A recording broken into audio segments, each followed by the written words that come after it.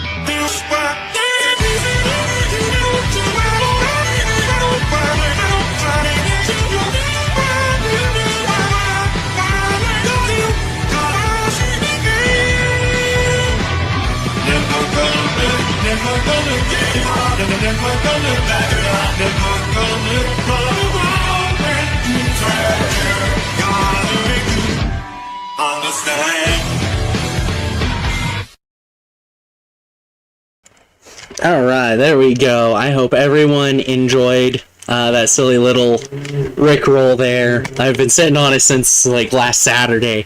Shout out to Morgy Memes for that. They've got... He did several Rick Astley videos, and they're all amazing like that. No, I do not know the person or official use or anything, so, like I said, might have to swap that out for something else and re-upload. Hopefully not. But yeah, go check them out. They've got a lot of silly videos in general. So. Oh, that was awesome. Is that what pops up when we use?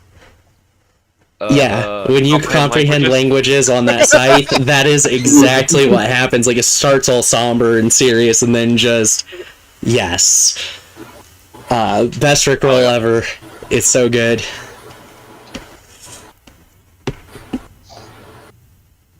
It looks like Star will be joining us. Sent me a message just like 4 minutes ago saying in 29 minutes, so somewhere in the next half an hour, Star should be joining us. Deuce should be joining us soon enough as well. So we can go ahead and get started. We are missing Captain Flowers, unfortunately, tonight. We may end the stream early, just depending on if we've actually played long enough by the time we get to his story segment. Otherwise, we'll just rearrange and do his story segment later. You'll get more of Nick, Pius, and Wrath fucking around with magic instead. Pretty much. That, working on little stuff. Breaking the world. Especially with the sleet storm coming in, like, that sleet storm because, just because, Twilight can only see, like, up to 24 hours in the future, and the sleet storm's supposed to go further than that. It goes from being a basic sleet storm after that, like, so much time up to that, and it's gonna rise in intensity. You guys actually will be locked in the house for a day or two, in fact. So. Ooh, fuck. That sounds like tattooing time. Yeah. I'm not ready to tattoo a person. Give it to me, baby. Nope. I have to become proficient. Yeah, so, Dylan, I know you were here last time, but I did write up an episode recap, so it's up to you whether or not we want to let me do it, or you can do it, and I can fill in the gaps off the recap. But before we get into it, I have a question for everyone here at the table. We can make a final decision after asking the 3 people that aren't here at the moment later. But I saw a really cool critical hit variant that I was wondering if you guys wanted to use it. Because, when you get that critical hit and then you roll double ones, it feels kind of shitty. Because you did, under normal damage, even, on a critical hit. Basically what it is you would roll your normal damage as if it were a normal hit, and then just add maximum damage. That way you always deal more damage than you would on a regular hit.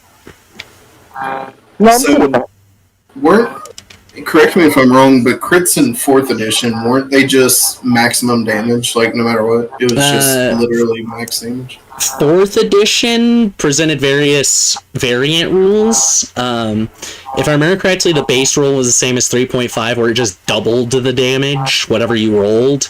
And then they introduced a variant where it was max damage plus normal. And then it was just straight up max damage was another variant. There was a lot of weird stuff that went on in 4th edition. It tested a lot of grounds for how they did 5th, so... So 3.5 was roll times 2.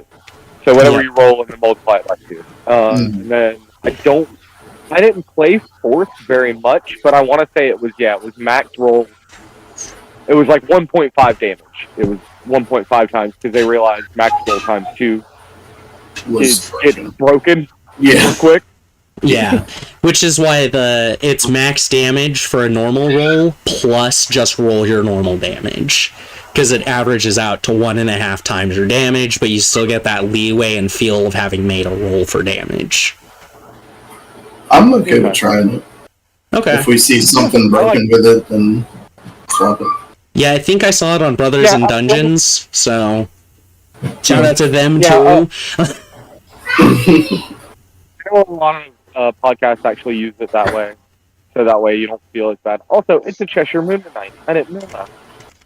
I think it's picking up the wrong mic for you, Dylan. Yeah, because you are really quiet right now. Damn it! I hate when it does it. Give me a little bit, I'll fix it. Do the recap. I got one other that I want to ask. Initiative can bog down a session, especially if there's multiple combats. So I was curious if you guys just wanted to roll initiative at the beginning of the session. You'd roll with advantage, and that would just be your roll for the whole session. We wouldn't change initiative. The enemies would roll their own initiative each combat, obviously, but... I don't know if I like that one. That's a variant that I've seen a lot of negativity and a lot of positivity toward. But I can see how it could be positive if everyone had good initiative, but on the off chance that you just have a shitty initiative and you roll mediocre to shitty, that'll feel shitty all night, whereas it could give you the chance to roll that good roll later, you know what I mean? Yeah, and that's part of why it's not roll once, it's roll with advantage, but it can still result in exactly what you said, so... Yeah. There is another initiative format that one of my buddies likes to run. It's Wolf's Initiative. I want to say it's Wolf's Initiative, something like that. I'll have to get the name of it from him. But that's what he likes to use in his campaign. And it's a bit different than normal initiative. I'll have to get the info for you, but I'll forward that to you when I get a chance. So another one that I've thought of, it makes initiative less variable. In general, which it would work better with the roll at the beginning versus roll every time, which is why I've never actually asked if it wanted to be done, is your initiative becomes 10 plus your normal modifier, and you roll a d10 to see how up and down it is. I feel like that just complicates it. Yeah, it's just that's the other big reason. Yeah, I was going to say, at that point, you just roll initiative. Yeah, just roll a d20 at that point. Which is fair, but the initiative thing is, I'm not going to implement them now because I still need to talk to the other half of our group. So you can mull over the initiative, the critical hit thing in case it changes. We won't play it that way tonight. It's not like we normally have many people watching live, but for people who watch after the fact or people who are joining us live, I want to interact with chat more. I do. I honestly do. And even if we only have a couple people, it'd be nice to. So I want to just like throw random stuff out there sometimes, ask for like, hey, what's your favorite monster, for instance? And there are ways that I can absolutely use it, like just to start it with this tonight. Everyone, tell us in chat, in the comments below if it's after the fact. Tell us what your favorite low tier monster is. You know, like something you throw at a level 1 to 5 party. Because honestly, I can use that in any encounter from now to the end and incorporate that into like someone's character story and shit happening. And honestly, I really love to know it, because there may be monsters I don't even know about coming up. Personally, my favorite is the Flumph. I love my little flying spaghetti monster so much. I'm a classic D&D boy. I'm the gelatinous cube. Is that? I don't know if that's a level 1 encounter. Is it? It's not a level 1. It is a low level encounter though. Yeah. Even for its higher, like even if it has the higher challenge rating, quote unquote, it is still a low level encounter. Like a low level party can take part in a gelatinous cube if they know what they're going against. Yeah, and they don't get ambushed. Yeah. All right. I don't know. I kind of like the. What is it called? The suits of armor, the animated armor. I feel like animated armor always fun as level 1. Hey, you guys have already fought a couple of those, in fact. Back in Yeah, the we Wizard's actually Tower. have. Along That's with true. animated swords, because I really like animated weapons too, but Flumphs. I love Flumphs. I'm just reserved about using them because I want them to be special versus this common thing. Right. So. But Pius is here. Hi, Deuce! Thank you for joining us. Uh-oh, is Deuce muted? What is happening behind me? 1 sec, voice might be. Alright, now for our recap, though. Let's get moving, because we're already at like 12 and a half minutes. We've spent a whole bunch of time talking about shit. Highroad talk. 1 sec, voice mod is being stupid. Okay, Deuce, we'll see you in just a moment. Anyways, opening up, basically we started last session with Pius pooping out a baby that was made of metal and damns his enemies to hell. So that was fun. It is a flail, not a real baby. But, you know, there was that, asking the Hermit what he's going to do now that he has his body back. Everyone kind of agreed to let him come with. Wrath told the pseudo-dragon just kind of keep an eye on him in case, you know, weird shit. Heading down the road, you guys ended up finding a boulder, a bunch of Tetracite, blew it up, practically KO'd Nick in the process, to which the Hermit was like, heal! After, of course, it was noticed that he seems to just be a hole in reality when you look at his energy, his magic, that sort of thing. Typically, that would be because he's a deity, but that also seems slightly out of place. And then he also just seemingly absorbed a Torment Fragment with just no problems, which is how he suddenly knew how to heal. Twilight got a kitty, who came up in the middle of all that, got a magic harness to protect it. Turns out Patches really cares about animals, but people can go, you know, screw themselves. Everyone came together and bought a pocket forge. That way you guys can melt the Tetracite for tattooing ink or make weapons out of it. Any number of things, like not even stuff with the Tetracite. But now you have a way to start making metal things. Wrath, of course, spent time practicing his art and magic. Nick working on developing spells. Created a modified chromatic orb called Astral Void, which can deal necrotic or radiant.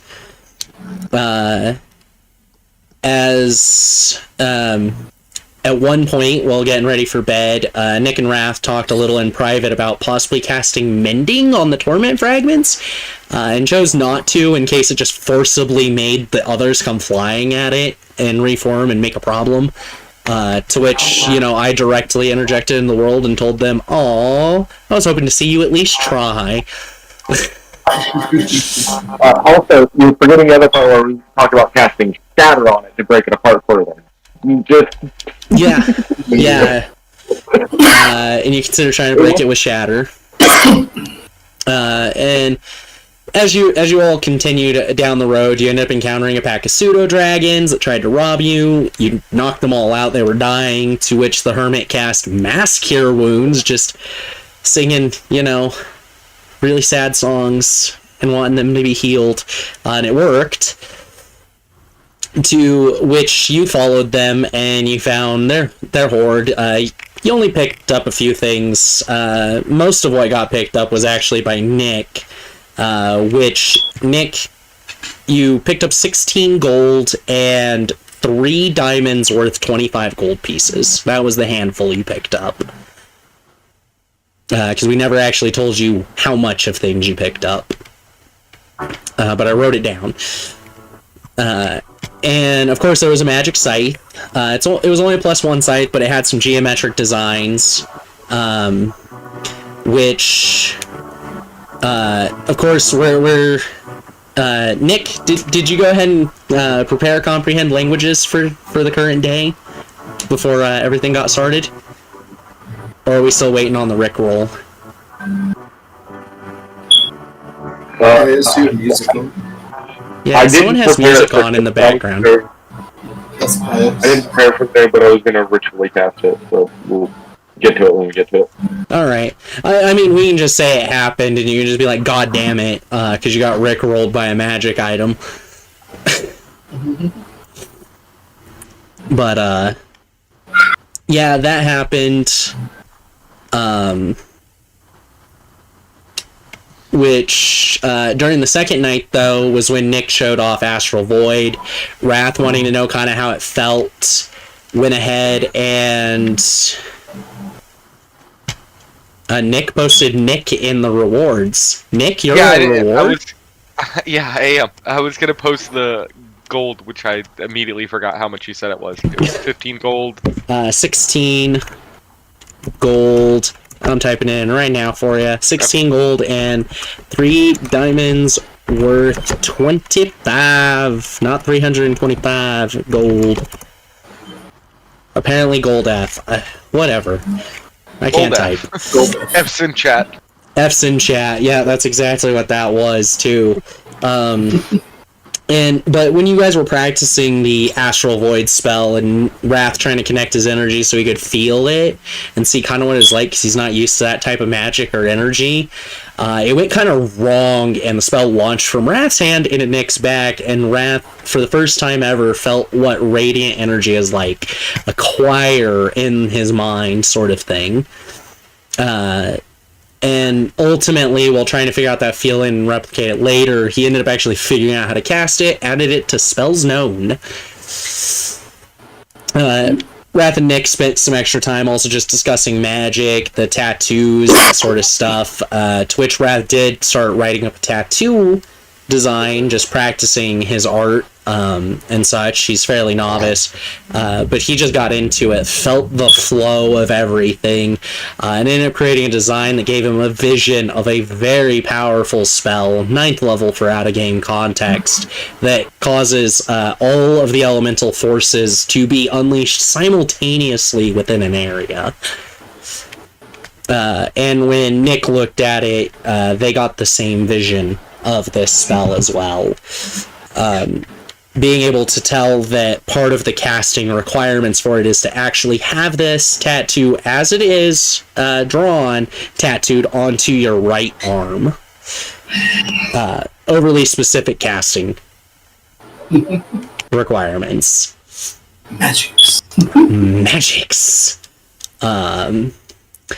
But yeah, after everyone woke up that second day, knowing that a sleet storm was going to be coming, you guys got an early start, and you started down the road. After about an hour, you started to hear roars off to the west of creatures. There's about 7 hours left until the sleet storm begins. As I already said, it's going to last longer than Twilight could see when she cast the spell. Captain Flowers screaming, "It's penguins! It's penguins!" Immediately bolted towards them, and that is where we're picking up. Ah, shit. Well, we gotta follow him, right? It's cold. Yes. Let them die. Well, even if it is just penguins, maybe it's not. Seems pretty adamant that it's some kind of bird. That Anyway, may it's not sound like a bird. To me, at least. Either way, he's in trouble. We gotta help him. We going. We going. As you're chasing, and Captain Flowers is clearly leading this charge, it takes a lot longer as you're hearing the roaring and such to get to them. You're guessing that they're moving away from you, but you feel like you are getting closer as you start to see claw marks in the trees around you, going forward, as if something large with claws have been fighting in this area. Sorry, my phone has a whole bunch of stuff going on, and it closed shit. My phone's been acting weird all day. No. Penguins. It is. It's the Chaos Penguins, as they're named. For as silly as it sounds, everything in this and everyone's traumas that have led them to be this way are very serious. This includes the penguins. The Chaos Penguins are very serious, okay? And we'll get to see that in a moment. The introduction of his story is showing just how serious they are. So, we'll get to that, and that'll be fun. In the meantime, though, as you're running down, and chasing it, seeing these claw marks, Jesus Christ, I've got everything all jacked up. Where is it? Where is it? Where is it? Where is it? I am way off today. Pious, you're the one with the 17 insight. And you do recognize these claw marks because you've encountered some of them, but you're running past them quickly. And you can tell that they appear to be the claw marks of harpies, but that is not what you've been hearing. You have not been hearing the screeching of harpies.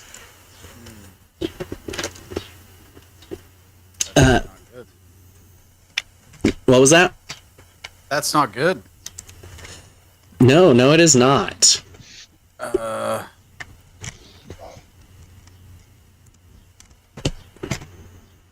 Well,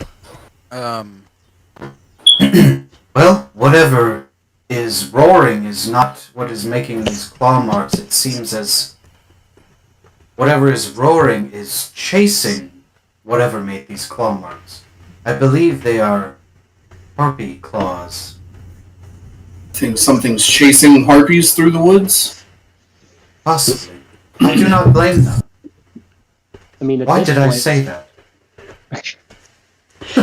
Captain Flowers makes a little shout out about how, if it's avian, then it must be the penguins, not harpies. Captain, with your determination, you're starting to become the scariest thing out here. She has a point. You end up running for nearly an hour, though, before you actually catch up to anything. So it's about 10 a.m., and you've only got 6 hours left to the sleet storm. Until Right. it hits. Ooh, yeah, you've got about 6 hours left to the sleet storm. Which I seem to have done all kinds of weird shit on my tracker here.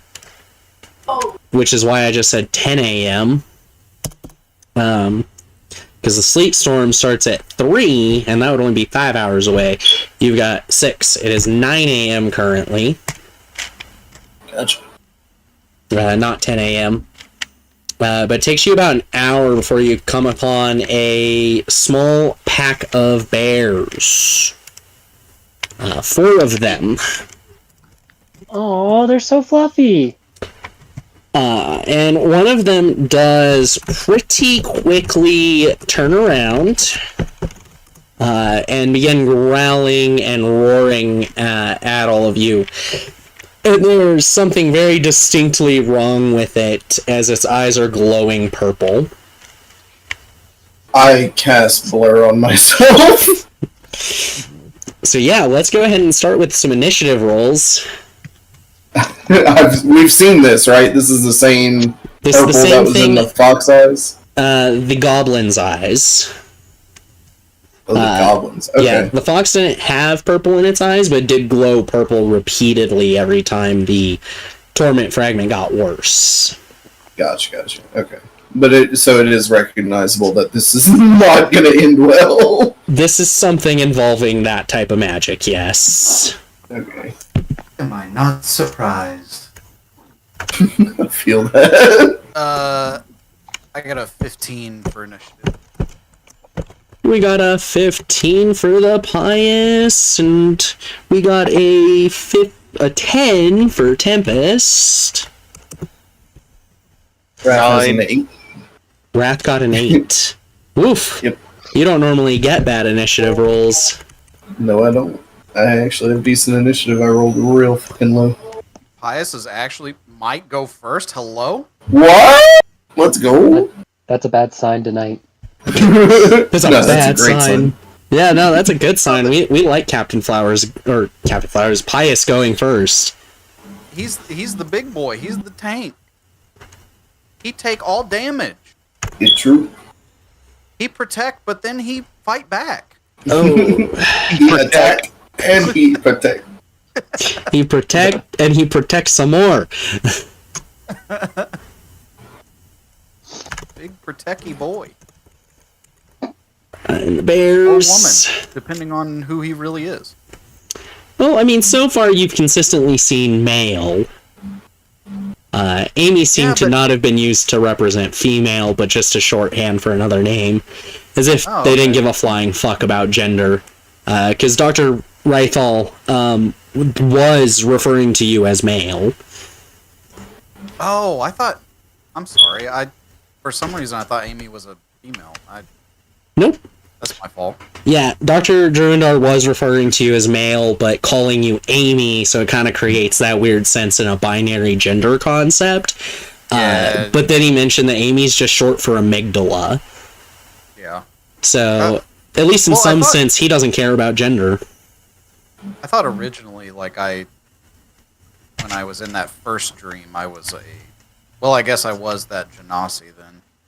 I don't know. I'm always confused. It's all timey-wimey. It's Yeah. timey-wimey, and the biggest thing is just there kept being that same duality of, like, Amy, he. So especially when more often it was Amy, and less often that it was he, she, or, pronouns, it'd be very Right. easy to think he was referring to you as female, when he wasn't. That's just your name. It's like the fact everyone looks at me and thinks I'm a man because I look very masculine, and I'm like, hi, my name's Jessica, and they're like, wait, what? That one's been fun when I've been delivering orders and such. Okay, Brown Bear, you got a bunch of hit points. It has a bunch of hit points, guys. It has a bunch of hit points. Not as much as some of the things you fought. It's definitely not as crazy as the belly fox. Nick, though, you're the one that I need the initiative from still. You got 9. 9. Alright. And Pius, you said 15, right? Sure did. Well, this makes it fun. Twilight and Captain Flowers both got a 23, but Twilight goes first. But you are after the Bears, because they got a 19 with no modifiers. You're first in my heart, Pius. Yeah, you're halfway down the turn order, as usual, for some reason. Yeah. What the hell? Do. Where's them spells? Alright, Twilight does something very ballsy compared to what she normally does, and she bolts straight into the center of them, because you're all kind of within 30 feet at the moment as they finally noticed you and turn around. They blended in with the forest just because they were all, like, kind of next to trees, despite all the white around. And she runs into the center of them and casts Earth Tremor.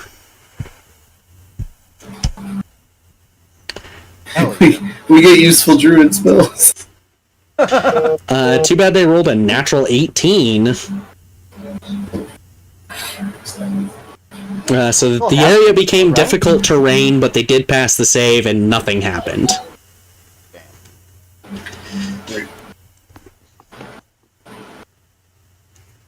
So, Twilight has used movement, got in there, Earth Tremor, that's that. Captain Flowers is going to go ahead and just cast Bonfire in one of their spaces, shouting about how, "Arr, you're not penguins! Get out of the way!" It's the furry penguins! And they got a natural 17 on that one. These bears need to stop rolling over, like, really high. Because I don't think Captain Flowers' spell DC is 17 or higher. No, it's not, because he's got that low stats going on, which makes it the brown bear's turn. And they're just gonna gang up on Twilight, which is the real problem with Twilight running in. Yeah.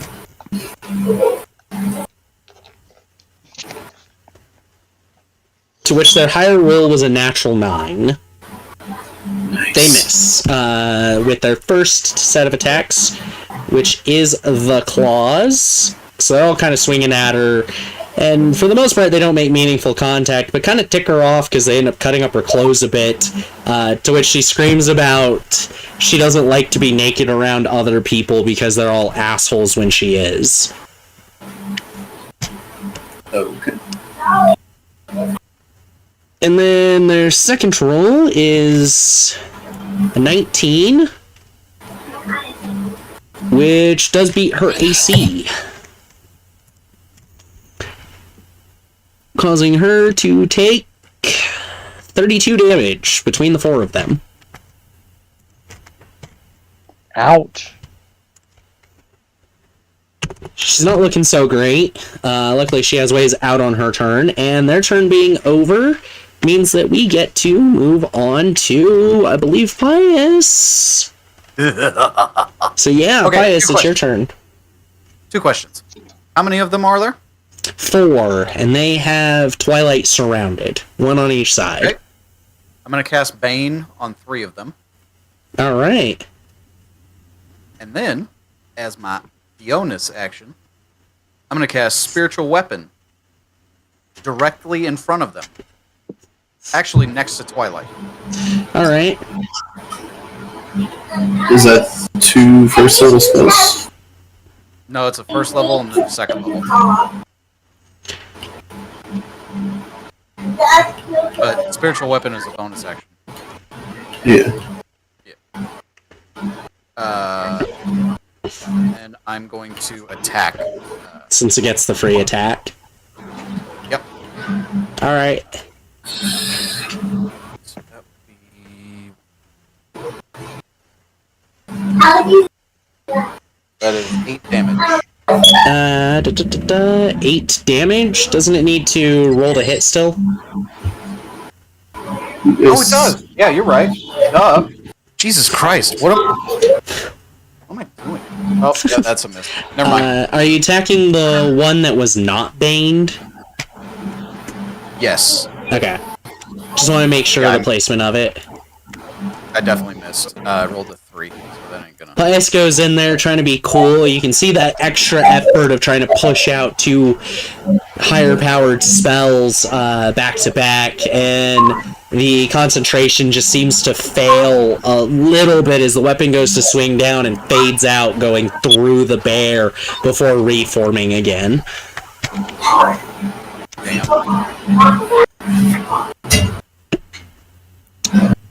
But that would then, unless you want to move, which you can do. Yeah, I'll move up next to the closest pair. All right. We have a lot of background noise tonight. I'm sorry, that's probably me. Yeah, it looks like it is. All good. I was just like, I just realized that there was a lot of background noise. I'm like, hold on, what's going on? Anyways, that would make it Tempest's turn. He's up there. Tempest, you can basically get to any of them, and get flanking with Twilight, so... I'll take that shot with the flanking.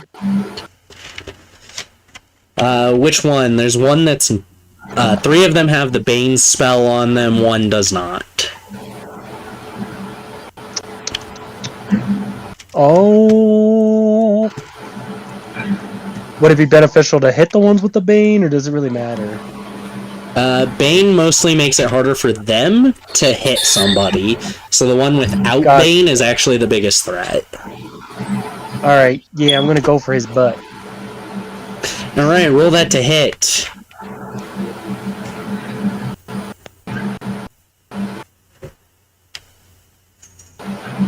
You got it. Go ahead and roll your 2d6 plus 5.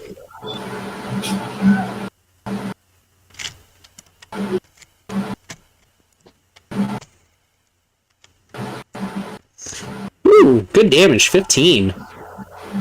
I took a chunk out of its ass right there. Yeah, you did. You get a pretty nice little cut down its back. Nothing too deep to make him bleed out or anything, but it's noticeable.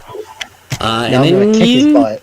Yeah. You're gonna spend the key point on Flurry of Blows or just a standard bonus action punch? Standard. Alright. Since it looks like there's more shit coming that's scarier. With you, I wouldn't put it past.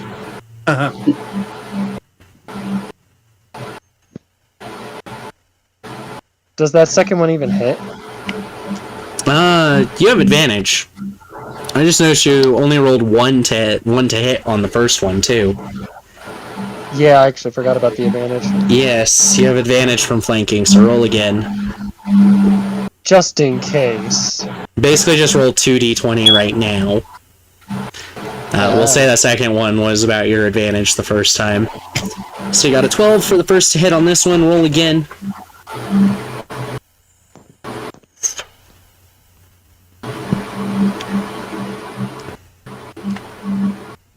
Alright, 16 does hit it, though, so it's 1d4 plus 5.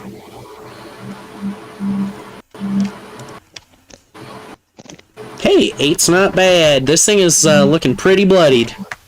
As you just kind of see it get one of its teeth knocked loose. This was one that had actually full-blown turned towards everybody, and then it looked back to attack, and as soon as it felt the scythe, it turned around and just got kicked in the face.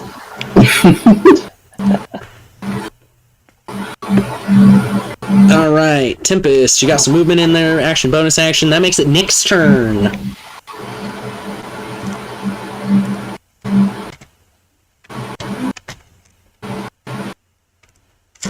Oh, is Nick, muted? Yeah, I was muted, sorry. All good. Yeah. Let's go ahead and cast Astral Void. Let's start it off. Which one are you targeting? One of the baned ones, or the really fucked up non-baned bear? We'll start it on the baned ones. Alright. That's a saving throw, right? Nope, it's a to hit. Okay. Only an 11, so I miss. Nope. Attacker wins. Ooh. Aggressor wins. And then you decided this was going to be 2d8 rather than the typical 3d8, right? Correct. It's 2d8. Okay. Just because of the damage type. Which doesn't necessarily matter which one, other than roleplay and flavor for which one you shoot. It's going to be... We'll start with Radiant, and that's 10 damage total. 10 damage. It kind of starts to wobble a little bit, but it seems like it's still coherent enough to fight. Or, whoops, wrong one. I just realized you were hitting one of the other not all jacked up ones. It hits pretty hard though, and you notice that the radiant itself kind of causes the purple in that one's eyes to diminish a little bit. It's the eyes aren't glowing as brightly on that one now. Oh yeah. And then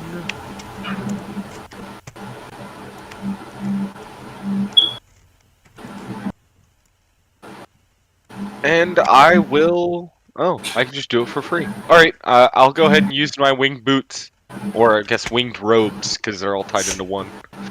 And I will fly up. All right. Your full movement speed on that one?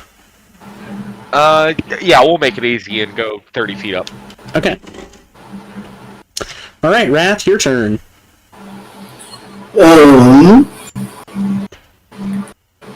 I'd like to.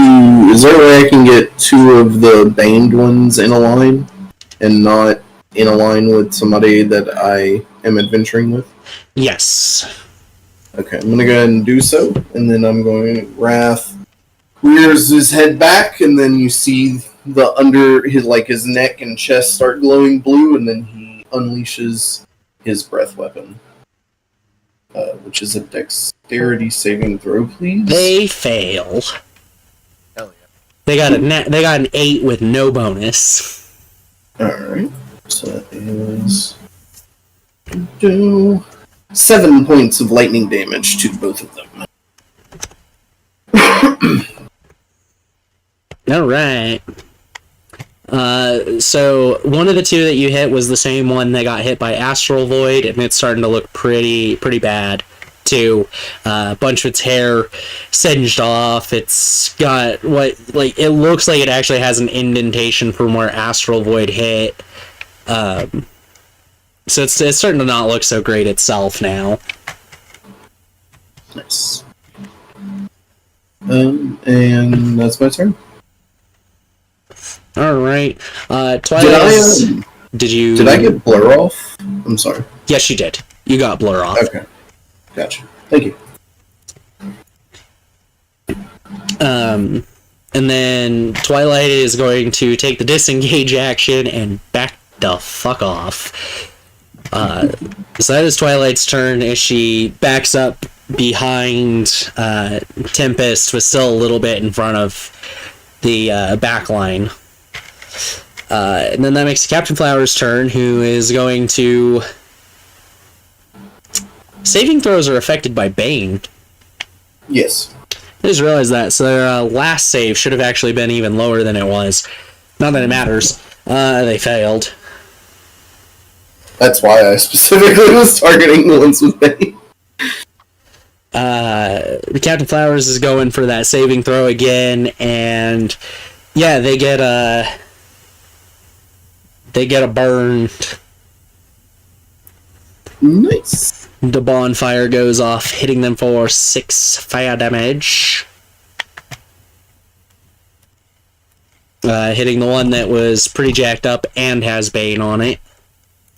Making it look just as bad, just in a different way, as the non-baned one.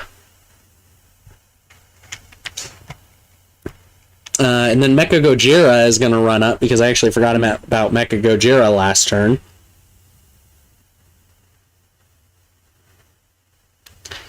And make a swipe at the not jacked up bear. Get him. Or it is the jacked up bear, the non-baned bear. Max damage for 10. Woo! That one's looking really bad now, too. Like, it's got...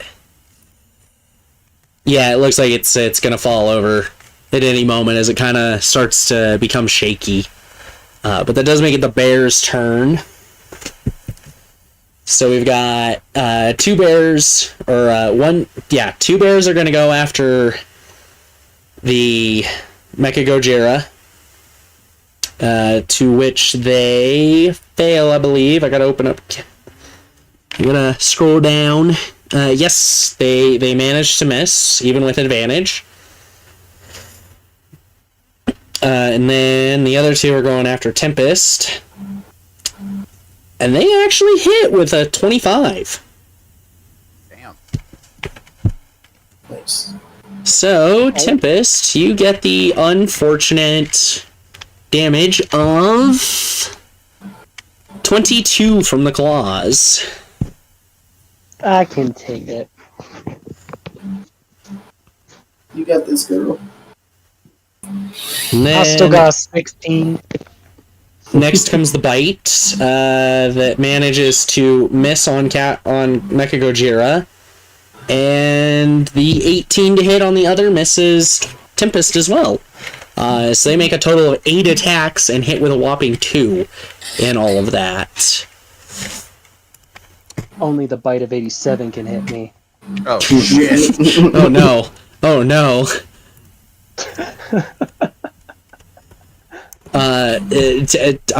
Tempest, I'm gonna hold you to that. For real, if you don't get hit with a single bite attack through this whole campaign, Tempest will come back in Arc 3, since we will be dealing with the animatronics and the bite of 87 can happen. I'm a pro. I shouldn't even say that. The bite of 87 will have happened. It's just like 19,387 is the year, because it's freaking totally different gear setup. But that does make it Pius's turn. And you can tell that both Tempest and Twilight are looking kind of bad at the moment. Tempest is actually being focused, though, unlike Twilight. Alright, I'm going to swing Winter's Dark Bite at, Get him! one of them. One of them. So I you don't got know which. One of us. One of us. so the non-baned one is out looking pretty bad. One of the baned ones is looking pretty bad. One of the baned ones has been hit, and the last baned one is untouched.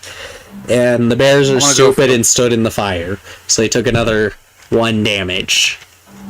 I'm going to go after the one that's not Bane. The not good one?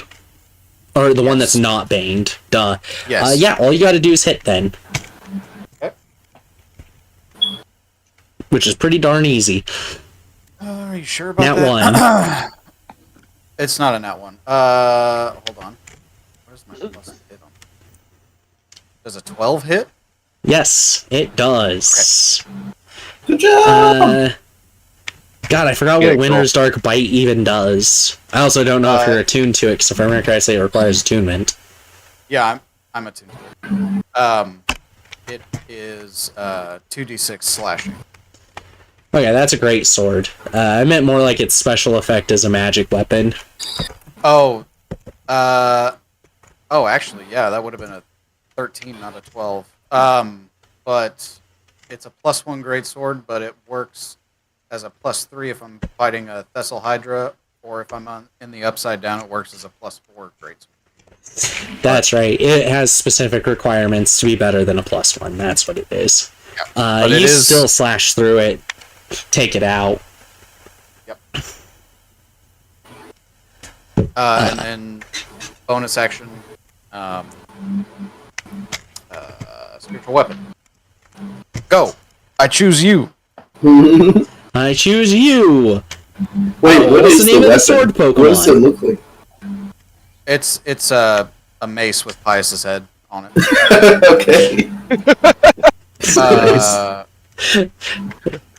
Reminds me of a meme where someone had a bunch of lights that looked like the weapons of the Avengers. Like, so you've got Mjolnir, Captain America's shield, and then there's just an Iron Man's face, implying that's his weapon. It's just his head. I don't remember if there's a plus to it or if it's just a straight d20 to hit.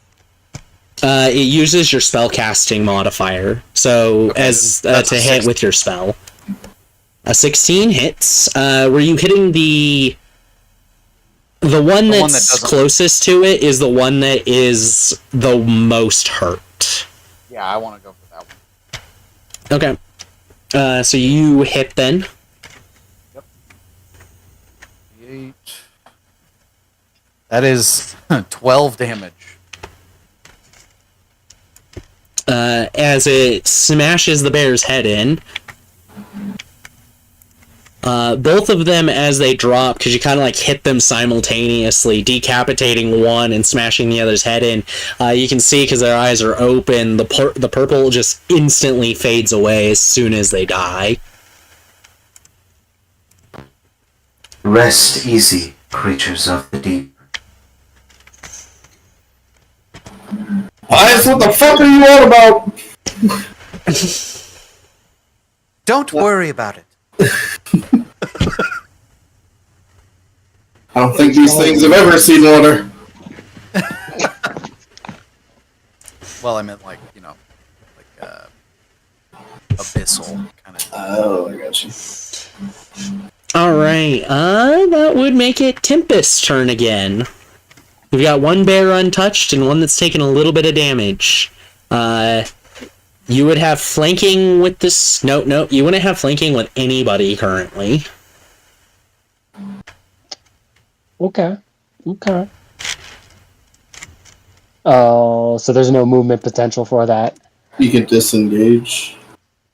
Step of the Wind, I think, has a disengage. The one that she was attacking, it went down.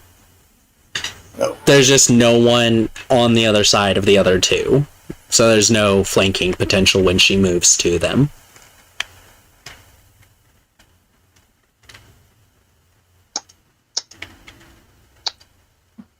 Okay. I mean, can I try to get some get on the other side of them? I have a lot of distance.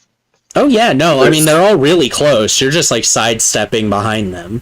There's just no one else next to them right now. That's fine. I'm going to set up for everyone's potential. Don't fail. Okay. Don't disappoint me. I'll do my best. Go ahead and you can make your choice. Do you want to hit the one that's been damaged or the one that hasn't? Let's go with the one that's been. Okay, Wait, roll to hit. who's next in initiative? Oh, never mind. It's Nick.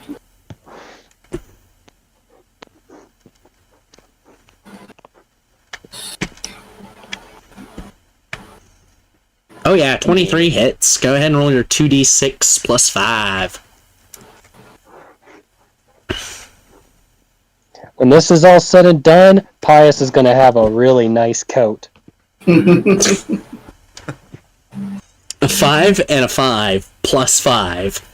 Ooh. Nice. So 15 total. Nice. And this one's not looking so good at the moment. Just the little hits, its breathing is starting to get heavier, it's getting worn out. Looks like it might be just sluggish by a partial second, which might be what you guys need for the kill blow after all.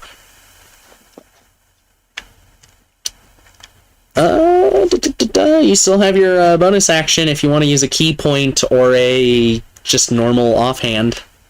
Or unarmed. Okay, I will go with the unarmed on this one. Let me roll.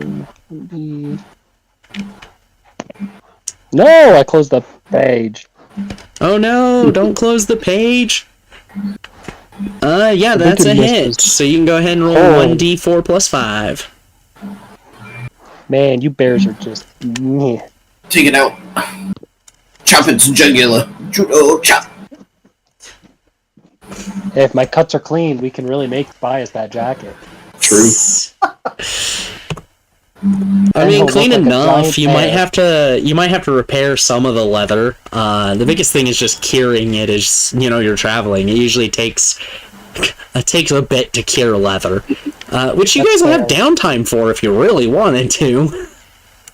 By that you mean ask Captain Flowers to do it? Yeah. I don't know.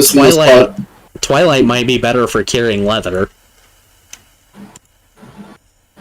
And she doesn't necessarily seem super happy about what's happening to these animals, but at the same time, they're clearly being mutated into monsters that they were ready to attack, even though you guys jumped on the attack first. They were getting ready to. So, Nick, it's your turn. Alright. I don't know about the nice coat and all that you said, because I'm going to cast Acid Arrow. Who? Might At the mess up the damaged total a little one? bit. Nick's acid arrow. The damaged one or the undamaged one? Will the damaged one is that there were 3 total. We took out the one that was there were 4 total. Yeah, there were 4 total. There was one that did not have Bane on it. That one got decapitated. One with Bane had its head bludgeoned in. Now there's one that's damaged and one that isn't damaged. I will. Yeah, I'll help out Tempest and attack the same one that she's on. All right.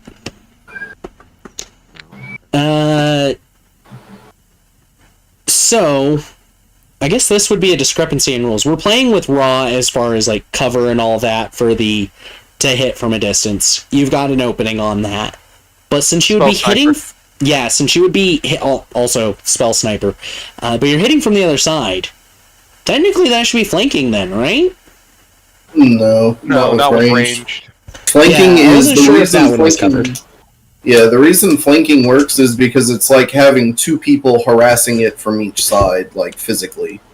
I mean, that's kind of what's happening. The bear's trying to react to someone else and not paying attention to Nick.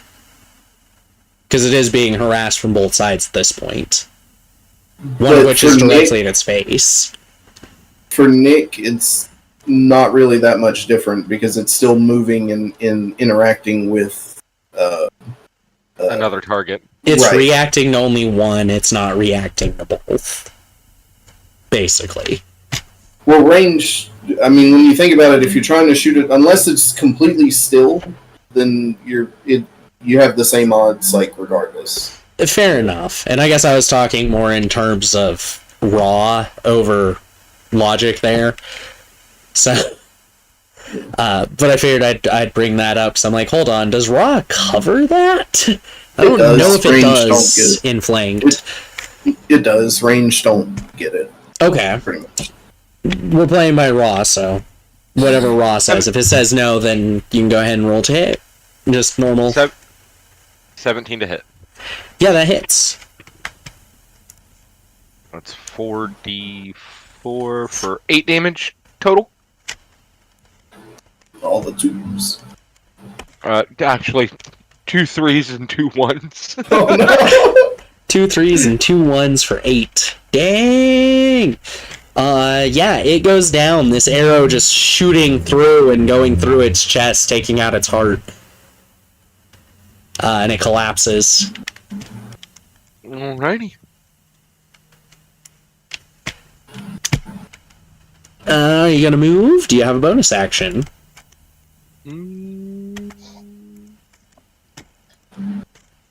I'll move forward to be not like on top, like I guess I would physically be on top of them. So yeah, I'll move forward to be on top of them. Oh yeah, get on top of that bear. Man, eventually we're gonna be big and people are gonna be watching this and they're gonna make fan art and it's gonna be inappropriate. There's gonna be stripper Nick on top of a bear. Alright then, that would make it Rat's turn though. And how messed up is the last bear looking? Untouched. If at all. Okay, that's what I thought. I'll move in a position where I'm not near anyone else, but within 15 feet of it, and I Alright. will quicken a spell and cast. Quicken is 2 sorcery points, yeah. And cast Lightning Lash. Or Lightning Lure, sorry. So that's a. Is this one Bane? Yes it The is. non-Bane one died, right? Okay. So that's a strength save, please. DC 17. So that is a 14 plus, if my mouse will work, you got an 18. With Bane? Yeah, with Bane. It had a 17 minus 3 plus 4, so it had a total 17 plus 1. Okay. So Wrath reaches out with his lightning to try and pull it towards him, and it doesn't have the effect he wants, so using his action, he's going to cast the same spell, Lightning Lure, and try and just bolster himself to yank it over to him. So, once again, a strength saving throw, please. 11. So it fails this time. Yay! In trying to So, yeah. resist one, it lost its footing and couldn't get the strength behind the second one. So yeah, Wrath digs his feet in and just boom, yanks with this electricity. It takes 2 lightning damage, and it is now in front of me. As it lands in front of you, although not terribly hurt, it's definitely not happy about just being up and pulled. It's a big animal. It's not used to getting pushed around or moved around at all. And it does let out a roar, but the roar does not sound like the ones you were hearing before. It also, of course, does not sound like a harpy. Seems to be a whole third sound. We'll have to deal with that after this. Wrath just prepares himself. Alright, that brings us to stop and turn over for Twilight, who is going to force this thing to make a Constitution save for Frostbite.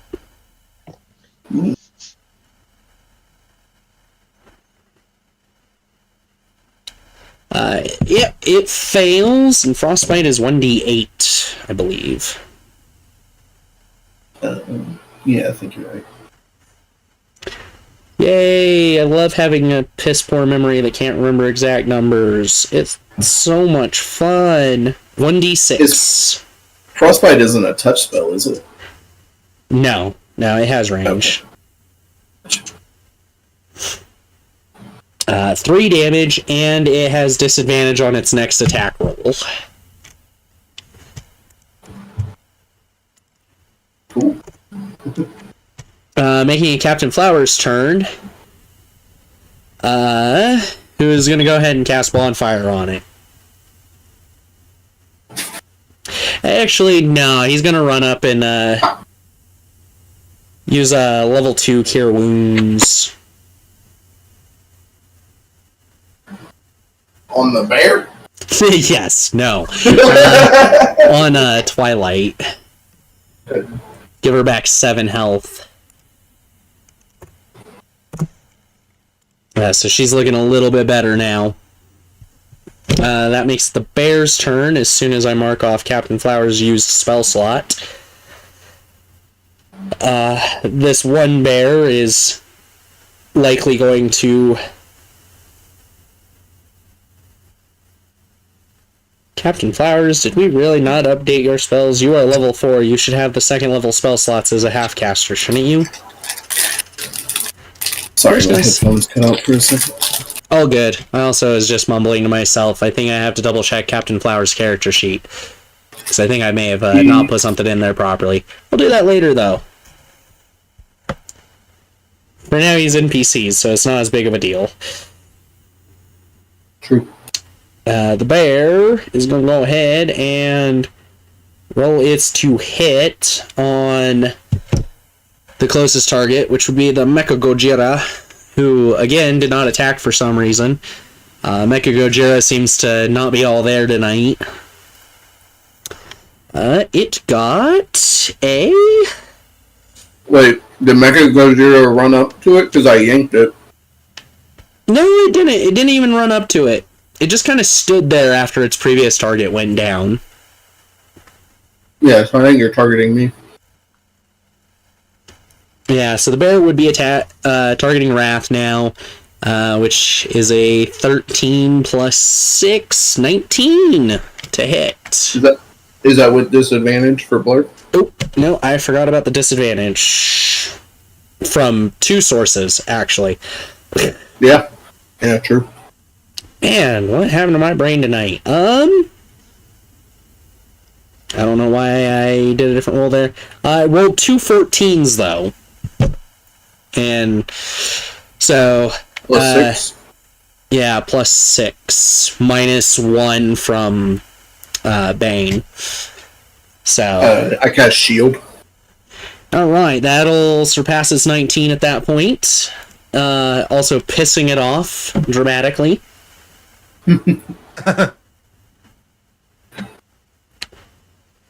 And it will go to make its bite attack on you. You got a 5 minus 3 plus 6. So, yeah, that's under 10. So it definitely misses because it goes to snap at you. It is furious. It doesn't know exactly what's going on, and it lets out another roar directly in your face, slobber all over it. And you notice that its saliva seems to be sticky when it shouldn't really be that sticky. More like jelly on your face than it should be. Brush your damn teeth, bear. That would make it Pius's turn then. I'm gonna uppercut that motherfucker with my sword. If you're getting that flanking position with it, you'll have advantage. Sick. Nat 20. Let's go. Alright, roll that critical 17, hit. So that'd be... That's 4d6, right? Oh, shit. Mm-hmm. 4d6 plus your modifier of 6. Well, then that... Is it... So, since it's a +1 greatsword, is that +1 for each roll? No. It's only a total +1, so it's actually +7 because you have a +6 modifier. Yep. So yeah, you have a total +7 on top of the 4d6. This is when the paladin would also burn the highest level spell slot possible. And smite that bitch.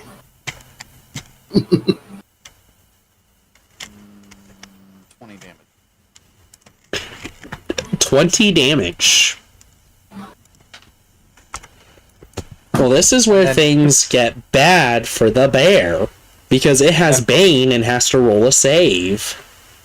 Before he uppercuts, he goes, I said, rest easy. just for flavor. For Flaver. I like it. So let's see, it got a 15 on the save, so no massive damage even with that Bane. Dying. Because it Still. rolled pretty damn high. Still a good amount of damage. Oh yeah, no, it's looking pretty bad as you just widen its butthole by about 3 inches. You're welcome. It's gonna be easier to poop now. Not really, but we'll say it is because it's wider. It is close enough to use your bonus action to move the spiritual weapon, which I think can make an attack after you move it. Yes. Yeah, I believe it gets to move and make an attack with that bonus action. Yeah, it just has short movement.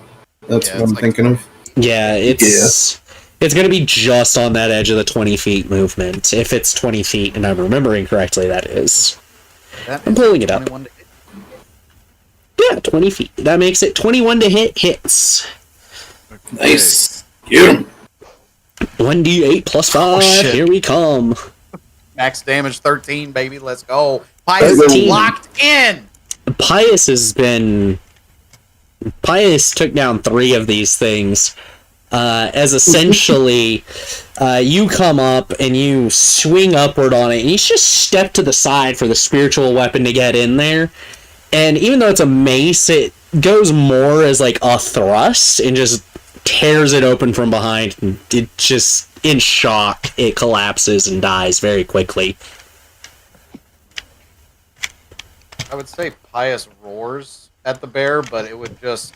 It wouldn't sound great. It would just sound like... Rah! Rire. Rawr. Rawr. That's great. Oh, shit. Rawr, XD. Oh, the emo days. Did I ever even stop my emo days? I don't know. I don't have the clothes for it. I wish I did. Yeah, my wife stopped me from wearing all black, so... She's like, you have too much black and purple, you can't... There's no such You thing. gotta mix What? it up. Huh? No such thing. Yeah. No, that's what I told her, but, you know, wife, alright? Alright. Yeah, that combat is done, and you don't hear any more roars or anything. Whatever was roaring before, you don't hear it anymore. because you can tell it wasn't the bears after having heard this one roar. But you can see all the claw marks on the trees, and they seem to be continuing forward the direction that you've been moving as you followed the bears. And you do still have 2 people that are kind of hurt.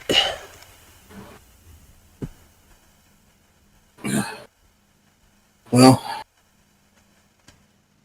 are y'all good to move? What are we thinking? Hey, once you lick one, it's always great times. So You we have don't to know why lick he one? said it, but you saw him go and lick his Torment Fragment at the same time. It's like he was just reflexive as he decided to lick it. I thought he was gonna lick the bear.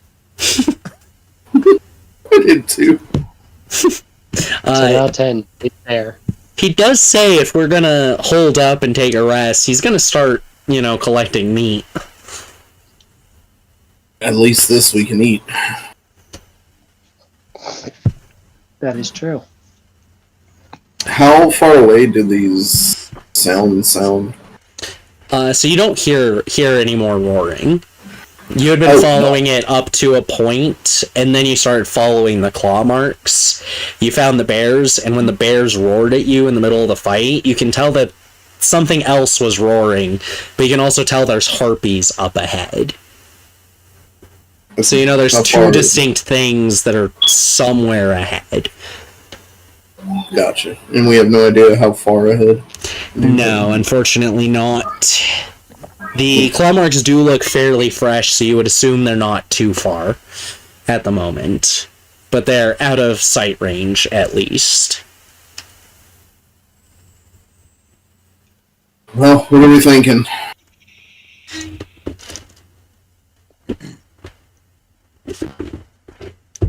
I am unsure. We should keep an eye out for whatever that thing is making noise. I agree. And we have that sleet storm coming in too this afternoon. How much longer until it hits? That is gonna be about 6 hours. Twilight lets you know that it's gonna be about 6 hours. She is looking kind of sad and trying to indicate that we should bury the bears and give them a burial instead of trying to scavenge them for food. At least most of them. We will do both. They will have a proper burial. But it would be a waste. Yes, it is more respectful to give back to nature and also take from it. As adventurers, how else are we supposed to survive Twilight? She doesn't really say anything, but she seems slightly out of it at the moment. Distracted by something. And she just kind of nods in agreement that taking what you can from them and giving them a proper burial is probably the in-between that she's going to be able to get. It's the best, compliance isn't the word. Compromise. The best compromise. That's what you figure. She's kind of taking it. That's the best compromise she can get. So she's just going to go with it. Bury them, and then we may be able to make a few hours of travel time before we have to set up camp. So you do know that the Harpies and whatever that other roaring is going even further away from the road than you have.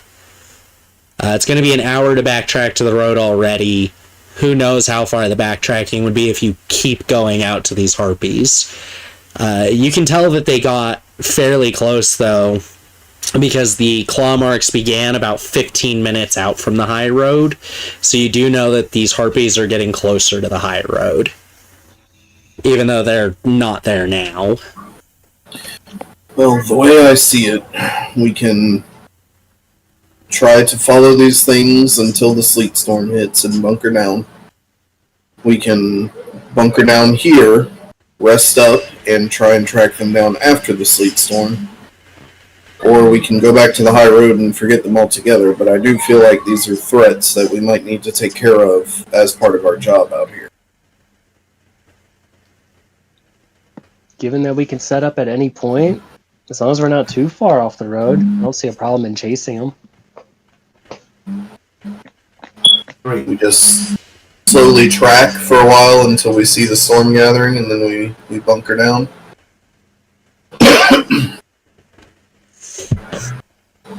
That seems the best. Alright, we'll take it slow though.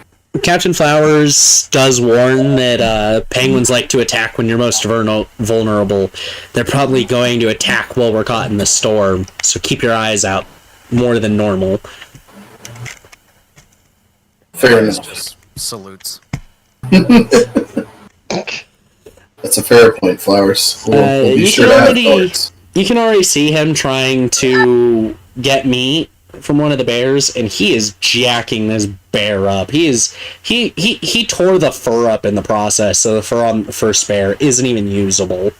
And Twilight was trying to help him, to no avail. Oh, no, we've got to... Oh, I'll help. Yeah, so he'll go along with you if you're gonna start trying to get meat from the second bear. He tore the first one apart to the point that, like, he only got 6 pounds out, and you're not really sure the rest is really usable unless you take a long time removing it from the bone and then make a stew. It's not going to be good for anything else. Well, yeah, let me go ahead and... Oh, I got this, Flowers. You can do your thing. Yeah, I'll take over getting the meat. Okay, go ahead and roll a survival check with advantage then. What's everyone else doing during our little hour-long short rest? If anything specific, you don't need to be doing anything. Pius Just, around What's Pius doing? watching. He's watching the area, just keeping an eye out. Alright. Nick, did you decide the next spell you're working on? I already forgot if you did. I have been talking. I have been talking to myself oh for no. the past 5 minutes. God damn I'm it. wondering why nobody is answering to me. Oh god, There's a reason. you're a figment of our imagination. You become sentient, and we've stopped recognizing your existence. Oh no. That's terrible. You finally woke up. Good job, champ. Well, I was gonna let you know that your mic is really quiet tonight, Pius. I don't know Oh. what's going on. What the flip? Yeah, you sound like a mile out. I don't know why. Is this any better? No. He sounds damn it. normal though. He sounds okay for Does me. he sound good A to little you bit guys? quiet. Yeah, a little bit quieter Maybe, than normal. maybe but it's on I'm- my end. Yeah. Let me. And maybe you might need to turn me up in Discord or something. Why- Possibly. Yeah, you're down to like 40% in Discord. What the hell? What the? That's What? weird. Maybe it was when I was playing Gore. That's probably it. Oh, maybe. That tracks. That tracks. Oh my Very goodness, I just loud and very realized that I proud. wasn't playing the normal background this entire time. So I was just Oh, sitting on a shit. single image instead of our rotating background. Technical difficulties for the win! Anyone watching, apologies about that, because I did change it up. The the U.S. Suicide and Crisis Hotline number is actually on our rotating background now. Which... Yay! I just realized I didn't actually say it at the beginning. Like, yeah, we've got the notice about, like, mental health and everything, but down in the description, there is a link to a Wikipedia that has emergency services, whether it's fire, police, or crisis services like that, for, like, every country. Use that link to the Wikipedia if you're experiencing issues. For real. I'm going to try to get those incorporated better into, like, our intro and stuff as well. But I kind of ran out of time this week as my own mental health issues were kind of really holding me back from doing things all week, unfortunately. I started being productive today, but I knew I was going to run out of time on that, so I did other stuff. Yeah, what's that survival for wrath though on with advantage, of course. 24. 24. All right, you do manage to collect 24 pounds of usable meat from all of these, as well as 3 bear pelts. All right. Over the entire hour. It does take you like the entire hour to get it done, and it's only because you have like Twilight and Captain Flowers following your lead to actually get all 3 skinned, meat off all of them, that sort of thing. Because normally that would take a lot longer with just a knife. Yeah. So, anyways, Nick, we figured out that you were muted that whole time. So yeah, what are you doing during this break, this rest? And did you ever decide what the next spell you're working on is? I am not sure on my next spell. So I'll need to sit with that for a while to figure out what the next thing I'm going to be working on is at the moment. I think what I do for the next hour, I don't have anything. If I don't have a spell, I don't have anything. I mean, we can just assume you're working on the spell and discuss which spell at a later point. So, you could be looking over the journal, Wilfred's journal. Oh you yeah, still that's haven't right. actually taken time to do that. Journal. Yeah, I'll take the time to do that for. Yeah. And it'll take you about 2 hours of skimming through it to be able to find all of those entries that are important. So you found like half of those 4 entries, the first 2 of them. You did pick those out during that hour while skimming over the book, the entire journal, because it covers an entire year, so there's a lot more entries than those ones. The rest of them are fairly mundane. They're things like, ooh, the cafeteria was serving haggis today, and that's my favorite. He seems to have a thing for raw foods in general, including sushi, haggis. I say raw foods, but they're all cooked to some degree, just the ones that are closer to raw.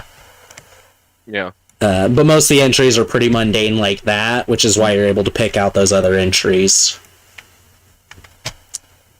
So if you're able to pull those up, now you know what you got through on those first 2.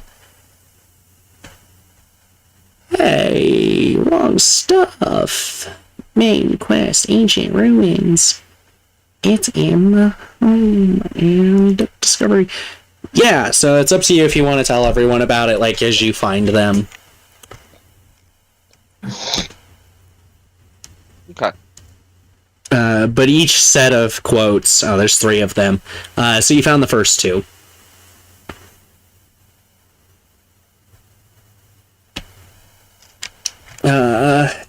Twilight's pretty much just helping with it, same with Captain Flowers. Deuce, you're looking around, but nothing really seems to happen too much. You do notice what look like penguin tracks, though. And they do seem to be continuing out that way towards the Harpies. It is mildly concerning, though, because they look nearly 5 times as big as a normal penguin. And there are a lot of different tracks. It's not 1 or 2. It's like, you'd guess around 30. The fact that you didn't notice them until you were looking concerns you slightly. But it's because the impressions aren't super deep. You assume that these penguins are very good at masking their footsteps as a whole. And that it was you actively looking why you could notice the slight impressions. Did anyone just hear that motorcycle driving past? Yes. Okay. Good to know. On the break, when we come back from the break, I'm going to make sure to close the door. I moved out to the garage. That way, we don't have the echo thing going on between Maya and me. So, I have a door open straight to the outdoors. Oh, shit. And I kind of forgot that we get a lot of turbocharged cars and motorcycles driving around here. So, Yeah, I'm gonna remember to close that door in the future. Because we also get a lot of gunshots. We kind of live in a ghetto in a somewhat violent town. Nice. So, anyways, yeah, you noticed that. You notice those. Tempest, are you doing anything in particular, or are you just kind of catching your breath? I'm just chilling, snacking on my snack bag.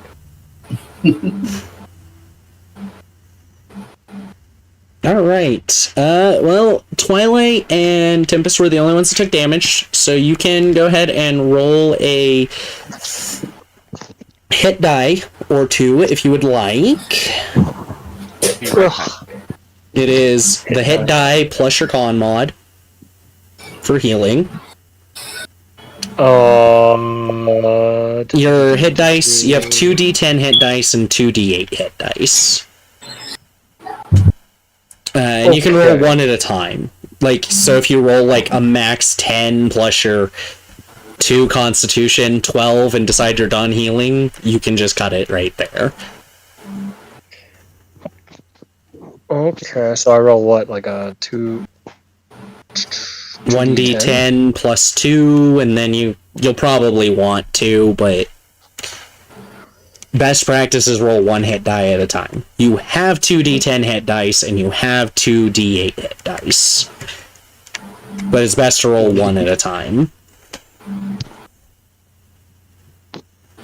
So you got 9 back on the first one, plus... Hold on. Because I think that actually goes up with level. The Hermit this whole time has also been singing that well, not singing, but you know that calming tune that he has a tendency to hum? That he's done multiple times? He's humming it again. And you feel like you got a lot more rested than normal in a fairly short amount of time. You do heal an additional 4 from that. Which puts you at 21 of your 38 hit points. How do you figure what? You healed 9 plus 4, so you healed 13, and I mismathed terribly there because you were at 17. I'm at 16. Or 16, yeah. 16 plus that is 29. Hey, I'll take it. Yeah, you're at 29 of your 38. And Twilight rolled 17 healing, which got her up to 35 of her 43, so she's only rolling the 1 hit die as well.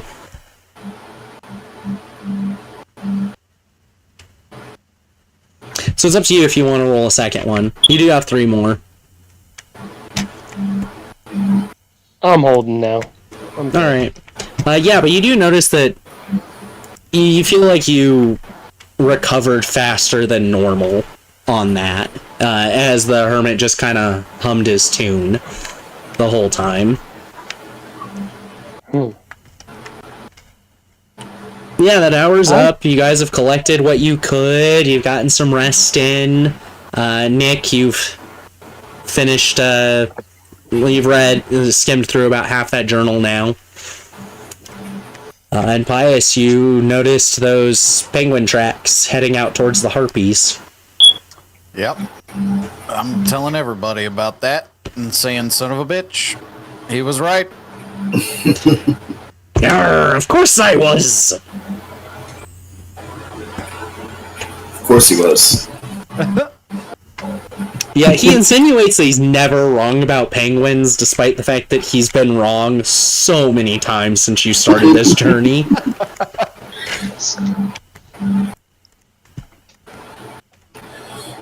Hey. Well, everyone good? Should we carry on until the sleet storm hits? Yeah, we got about 5 hours until the sleet storm hits.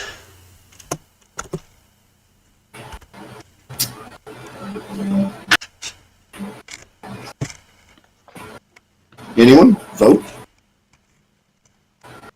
Captain Flowers and Twilight both vote yes. That's Yeah. 2 ayes. I'm with them. 3.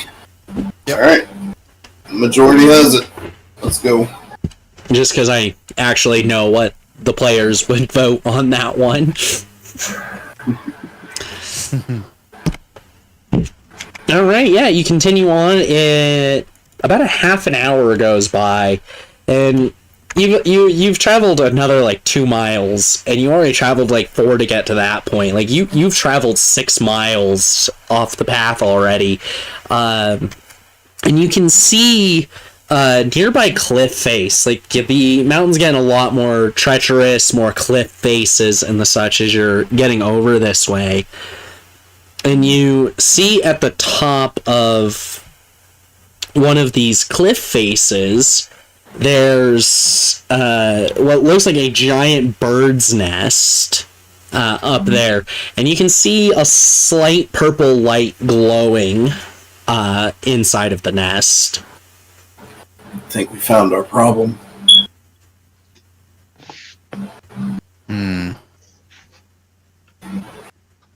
Think we can extract it quietly? So you don't hear or see any signs of the harpies nearby at the moment. Well, I am definitely not one for stealth operations, but I will ready something. I'll figure it out. So the cliff face is about 80 feet up to that ledge, and you can tell that like it drops back and then it continues up another cliff face as well. And the 80 foot up is where the nest is? Yes. Is it sheer? Does it look like it's climbable? It does look like it's climbable, but it would probably be on the more difficult side of a rock climb. Well, one without tools, at least. If you had climbing gear, it would be somewhat easy.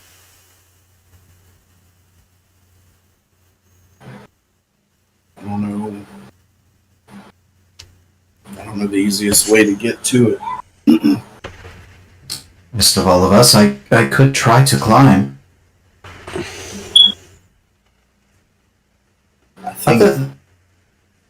Go ahead. I think if any of us try to climb, though, and we're spotted, we're looking at the fight we're trying to avoid. Just put some dirt or moss on me. I should be able to blend in. Bias, there's no blending you in. You're right. It was a good idea, though. It was a great idea. If we're sitting still, that could potentially work, but you make some noise, a little bit of clanging every now and then whenever you move. True. So who's going to get thrown up there? Nick, in the kind of like in-betweens, those like 1-2 seconds between each thing being said, you can hear what kind of sounds like echoing in a cave coming from up above. It sounds like water dripping, but it sounds like it's echoing off of cave walls.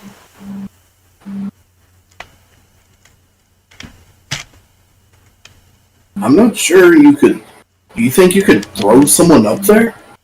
I think Dylan is muted again.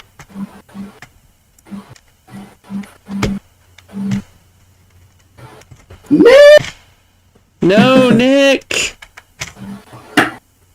We've lost him. Tonight is just not Dylan's night for the mic. No, I'm sorry. I had family stuff come up I had to go deal with real quick. I said I'd be right back. I don't know if y'all heard me or not. I did not. I apologize. All good. Are you actually back though, or do you need to finish stepping away for that? No, I got it. I got it under control. Okay. I needed to So yeah, have a conversation.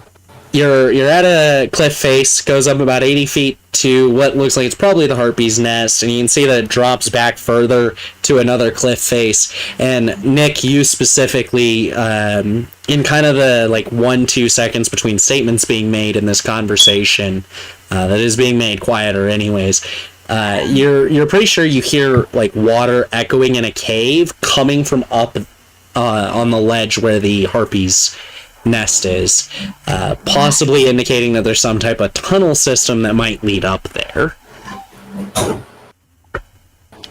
But there's not a clear. No, Where you I'm don't- sitting now, there's not a clear tunnel. No, Way there's not one that you can see up there. You don't see the entrance up there. You also don't see one right here in the immediate area. How high up is the next ledge for this cliff face? As far as like a full ledge you can stand on, that's 80 feet at the Harpy's Nest. Otherwise, it's just like a rock climb. Vertically 8 feet. Not a terribly difficult one, but without equipment, it's a little bit iffy. Vertically 80 feet, you said? Yes. Okay.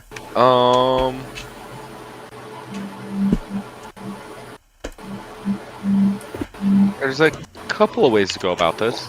If this sounds hollow, that's essentially what you're telling me. Sounds like there's a hollow spot? Yeah, it sounds like there's some type of hollow spot up above. Maybe a tunnel system. It's just a cave up there.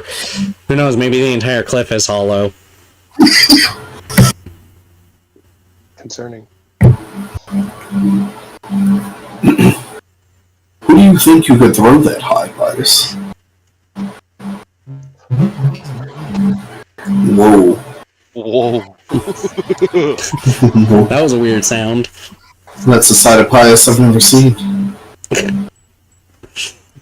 He seems to be having a boot up sequence at the moment.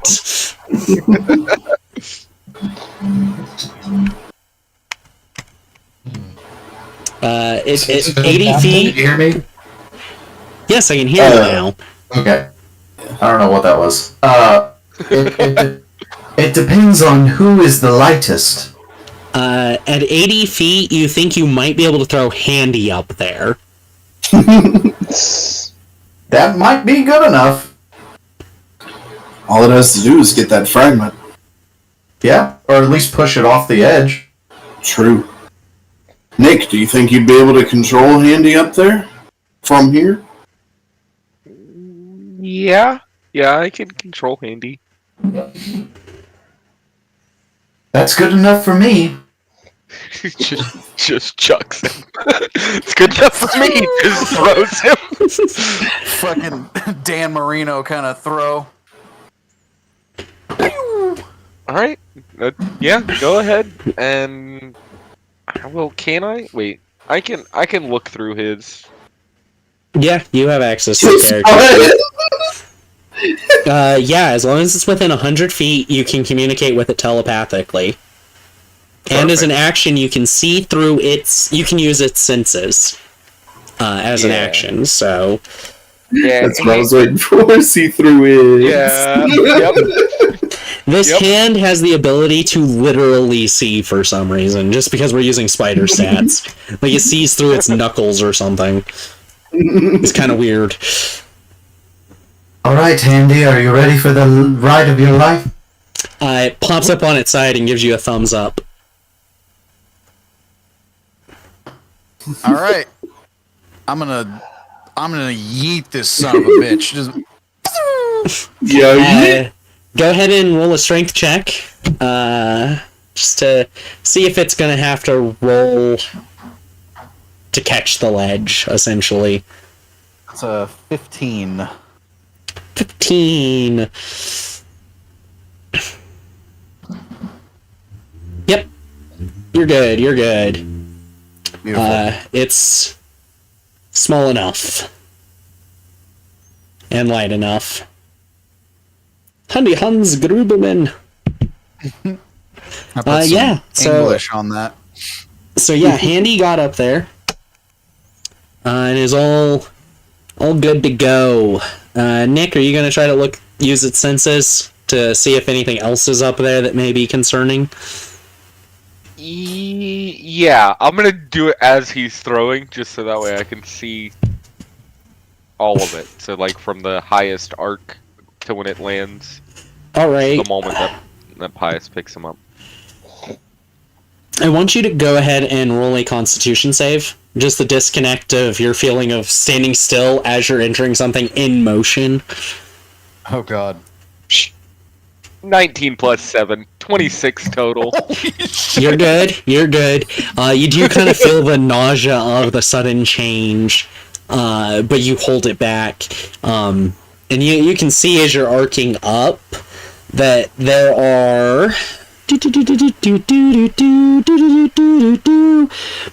There are 4 harpies up there, and they're all sleeping currently in the middle of the nest.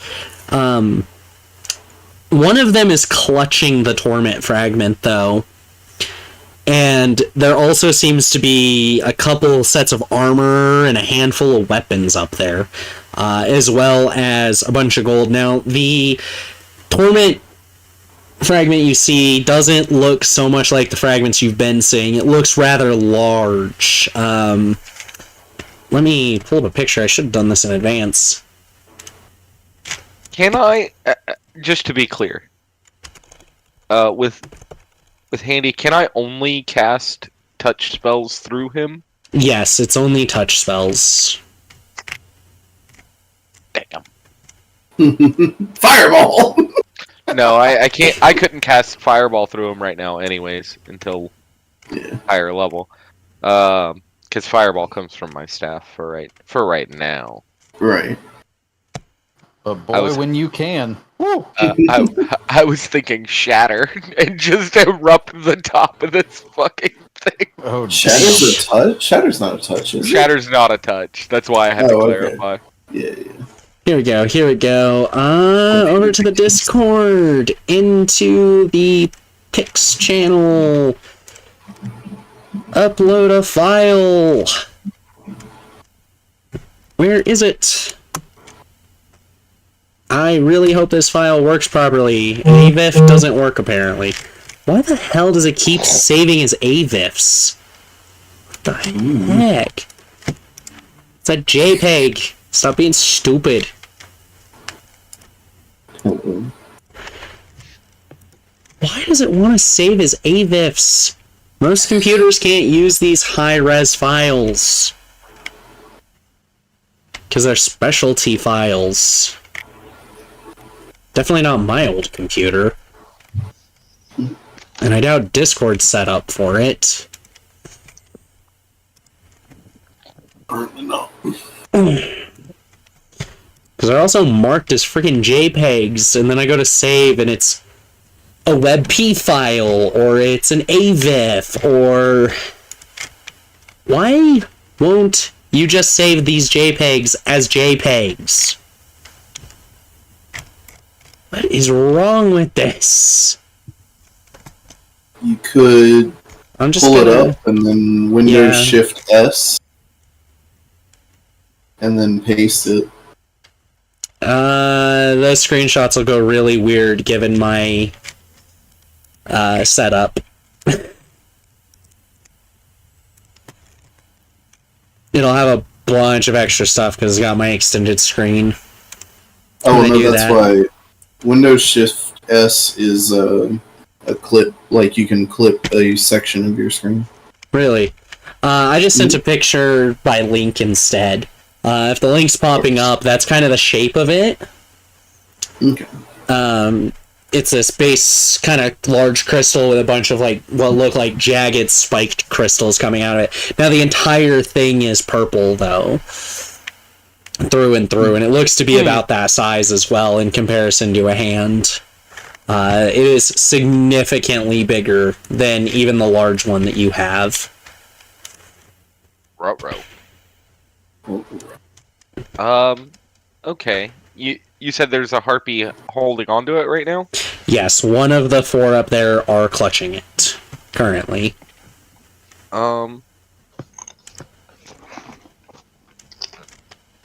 Okay.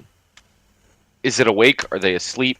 Like, or are they just bundled in? All 4 of them are asleep in the nest, but they are full grown and kind of bundled near each other.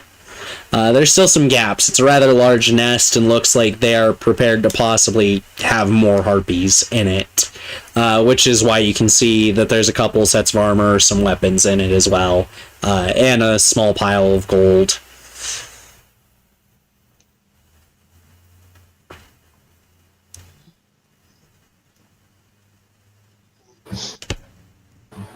So I'll communicate with the group.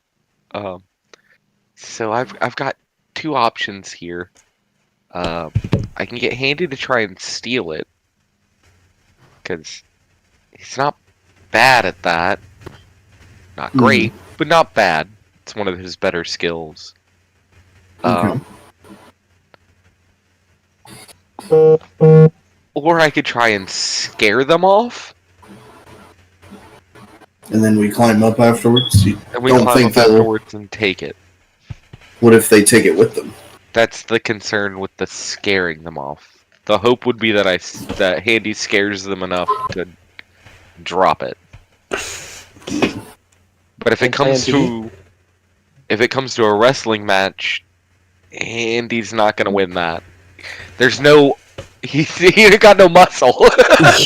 Yeah, you suspect fair. just because it's gripping it, it's already going to be a strength to remove it from the Harpy's claws. So you don't think Handy's going to be able to take it? I was hoping for like a sleight of hand there, but that's fair. It's possible he might be able to pull that off, but it is... Like, it has long curved talons that are wrapped around it. You and said it's 80? gripping it. You said it's 80 feet up? Yeah, it's about 80 feet up from where you guys are currently. If they decide to take off, I have some spells that could hit them and just have Handy let it go. But we could have Handy start with trying to steal it. We just need to be in position and ready to take shots the moment it fails as a backup plan. That's the problem, is we'd have to get up there. I can get up there just fine. Who has athletics? Athletics is your climbing skill. I'm proficient. Yeah, I got a +5. 5. Nope. But I don't need to climb. You're right, you can fly. Oh, which reminds Twilight that you have a flying carpet, and that she can fly also, so 4 of you can fit on that. Ooh, there you go. So if we get the people who don't have range, I don't need to get up there. Like, You can't really see them, can you? if they fly off of the top of this, the moment they come off the top, I can hit them with something. I'm not sure many of my spells would be good at that range. I can even... It's not really using the spell for its intent, but I could pitch Jess on it and see if it would work. Wait, what? I have Ray of Enfeeblement, which makes something super weak. So my thought would be that if I can hit the one that has that's holding, like, say we try and steal the emerald. They're still Chaos Emeralds for me. I refuse to call them anything else. I'm sorry. Say I hit the one that has the Chaos Emeralds. We know that the Chaos Emeralds tend to, like, make whatever hits it a lot stronger. Or amplify whatever is put into it. So my thought was, if I shoot a Ray of Enfeeblement into it, it'll be forced to drop it. Because Ray of Enfeeblement hits either it, making the Harpy weaker, or hits the Chaos Emerald, making it real weak, and it not be able to do anything. That's fair. Or making everything really weak in a 15-foot radius. Because that's what we've seen typically from... The fragments. The fragments? But that's rough estimate, and I don't know if that would work or not. And you could hit them. You could hit them from down here. If it flies, yeah. Even if it tried to fly up and away, I could hit it from down here.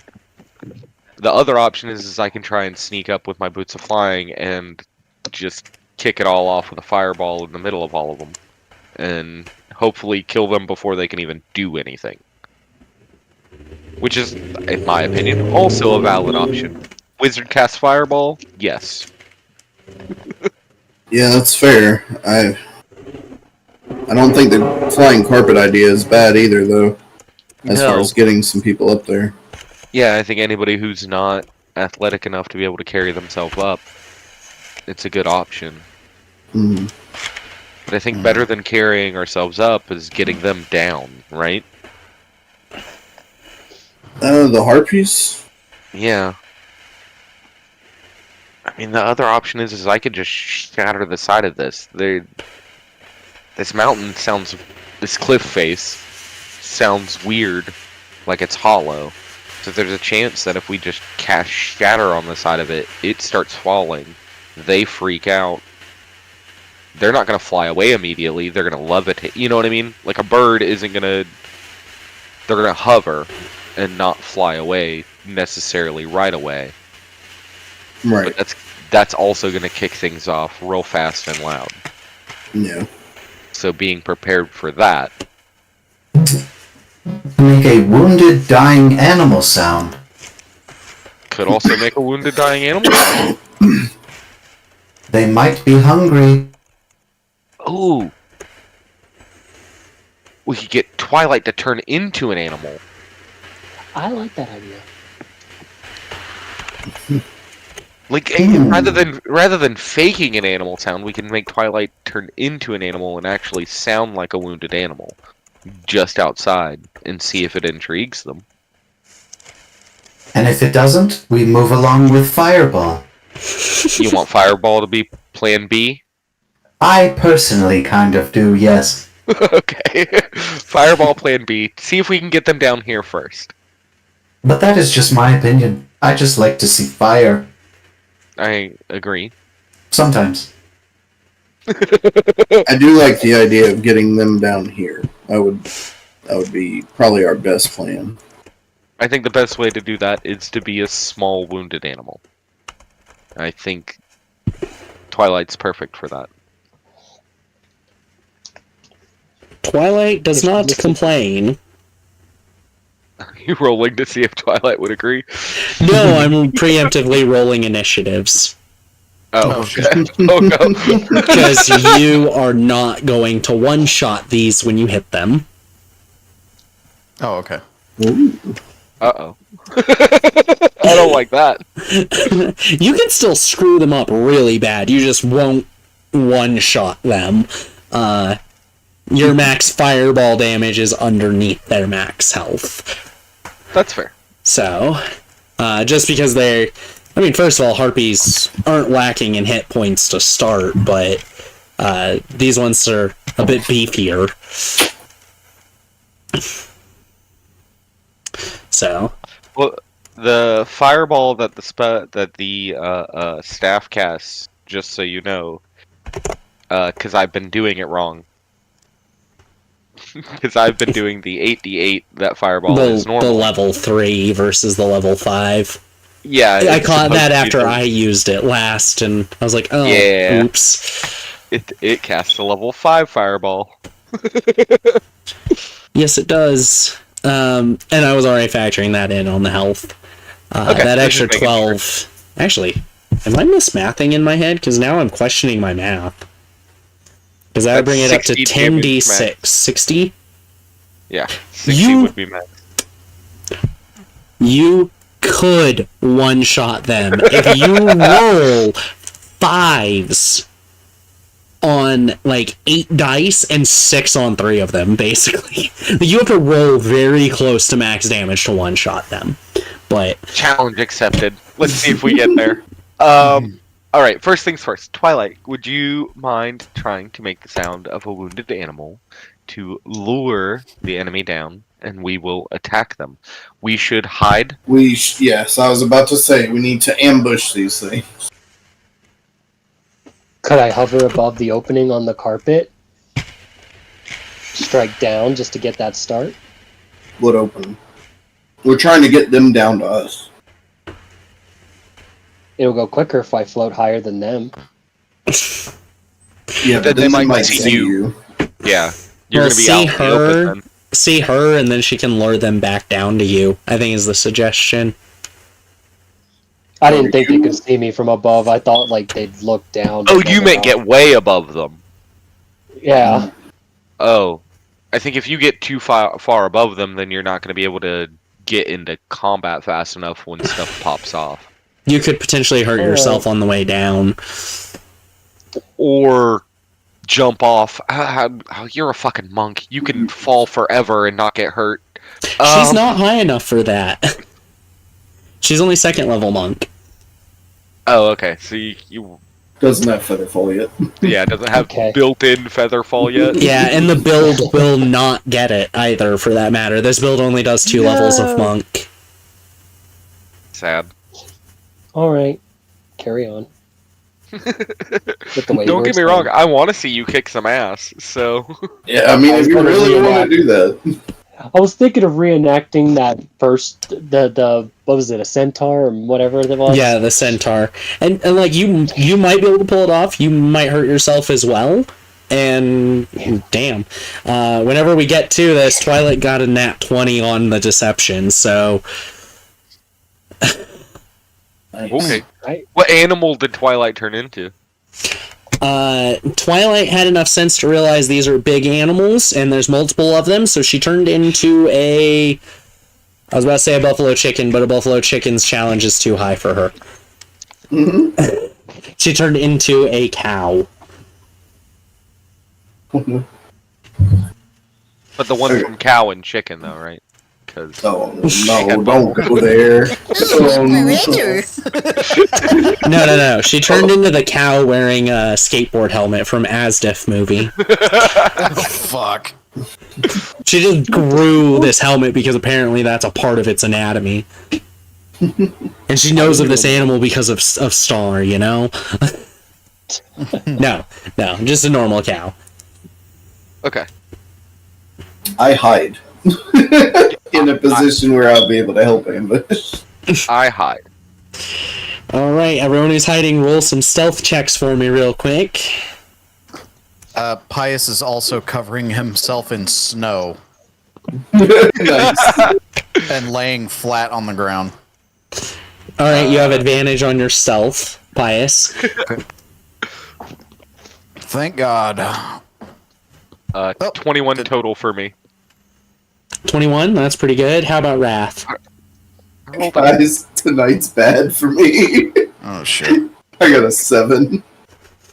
That's Oh my god. That's my second 19 in a row. Tempest got a 16. I got a 12. You got a 12 with advantage. Yep. Yep. Jesus. Oh, no. That is so bad. Well, the first roll was a 4, and the next one was a 9. So, yeah. Pius is not the stealthy kind. I have if it makes you feel any better, I have a +2 to Dex. At least you have a +4. I have a I have- +3. I have a +5 to stealth. I just rolled in that 2. Yeah. Yeah, but Wrath, you were the strangest sorcerer ever because you're an absolute unit, alright? True. I think the only thing you don't have is like wisdom and intelligence. No, right? it's intelligence and strength. Like you were like, no, I don't need those. Well, now he's starting to build his intelligence up. So as you're all like kind of starting to hide and everything, and he notices Pius laying down in the snow and trying to cover himself up, the hermit just kind of almost reactionally just sing songs and is all like, "Oh, I better hide," and you notice he just literally vanishes. God damn it. Shit, I didn't prep invisibility today. I have access to invisibility now. You start using that on Pius. Dude, that's terrifying. Pius just out of nowhere showing up like the Yes. absolute unit. You just hear showing a up. clunking walking towards you, and there's nothing there. Oh, hello. Death awaits you, friend. Alright, and Tempest, you were flying up on the magic carpet to try getting above them, right?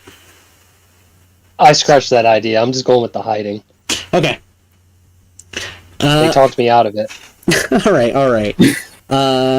Cool. Yeah, we've got a very compelling dying cow. I mean, it sounds like its throat has been torn out type, very convincing. To which these Harpy, you just hear screeching, like almost yawning at the same time as they react, and they fly up. And they look around, and then they spot our Twilight and just dive bomb at her. And Harpies have an 80-foot movement when they dash, so technically there's a turn opportunity as they right before they reach Twilight and can do everything. How close are they together? They're all very close because they're all going for the same target. Alright, I'm gonna pop it off. I'm gonna cast Fireball right above... I'm gonna cast Fireball right above them to where the bottom of the 20-foot radius gets all of them without hitting Twilight. They're going to have some disadvantage on this because they are completely unaware of it as it happens. They got a natural 5. Yep. Yeah, they failed. They definitely failed that. Alright. So let's see that damage. That's a couple of 6s. Give me a second. If you get a single 1, you basically lost it, so... No ones, 2, 4... 38. 38 total. Alright, they get a save for massive damage. Lose it. Lose the save. Fuck this save up. Just Lose die. the save! Lose the save!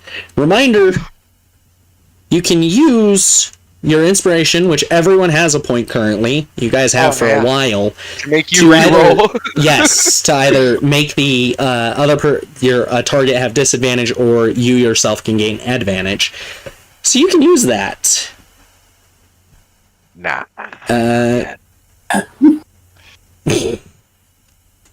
Mine's gonna go towards something stupid. Well, one of them failed. Oh no, we just group rolled that.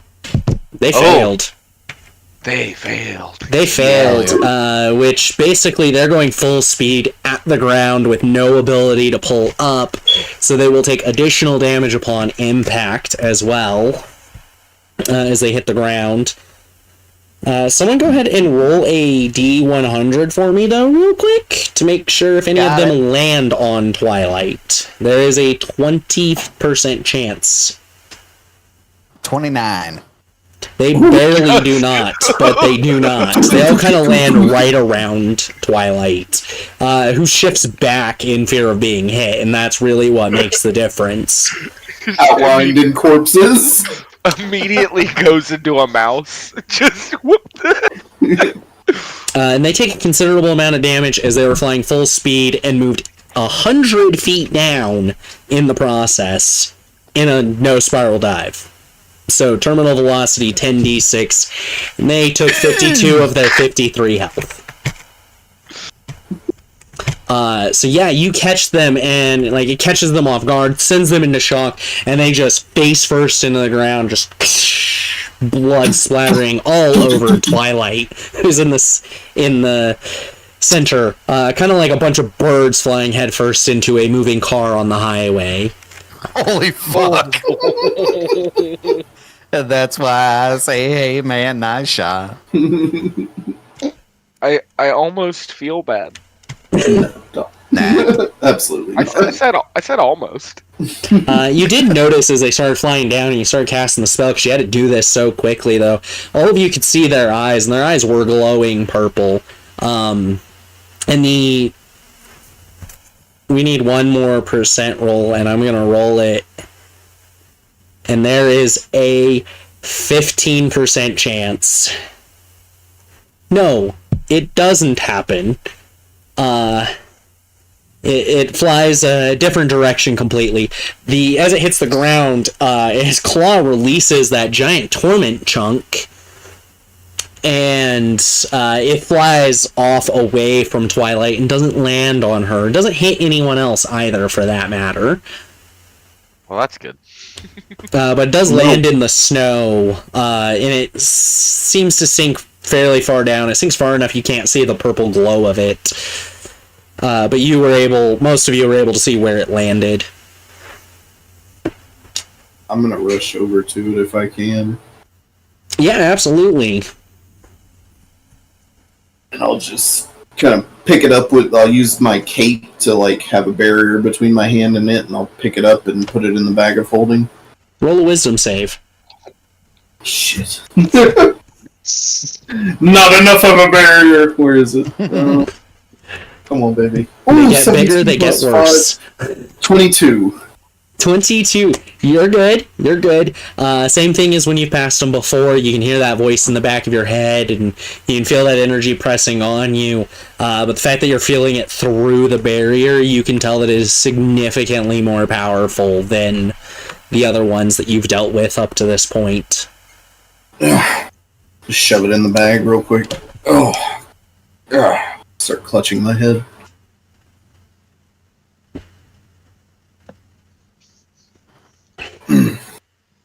Well, that appears to have been taken care of. Nice shot, Nick. I do what I can with what I got. And well done to you, Twilight, as well. Wrath, what all have you put in the bag of holding? Because I've got everything marked in your regular bag, which would be pretty damn full. The only things I have in the bag of holding currently is 5 refined tonics and 20 empty vials. Did you use one of your refined tonics, or did I type the wrong number? Or did I move one from your regular bag over? I did use one. It should be 5 on here. Okay. There it goes. Okay. So you said the alchemist vials and the refined tonics are all that's in there? Okay. Yep, that's all I've put in there. Okay. We gotta make sure there's not other chaos emeralds in there with it. They're gonna. Wrath is very meticulous with his inventory. And very meticulous about everything, which is exactly why I was checking. Yep.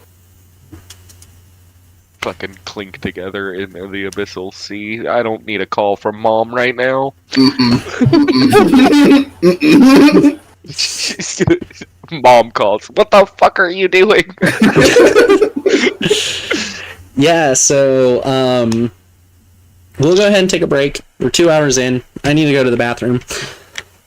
And then we will come back to how you kind of wrap all this up, which would be about 27 after, somewhere between, not 27, 37 and 42 after.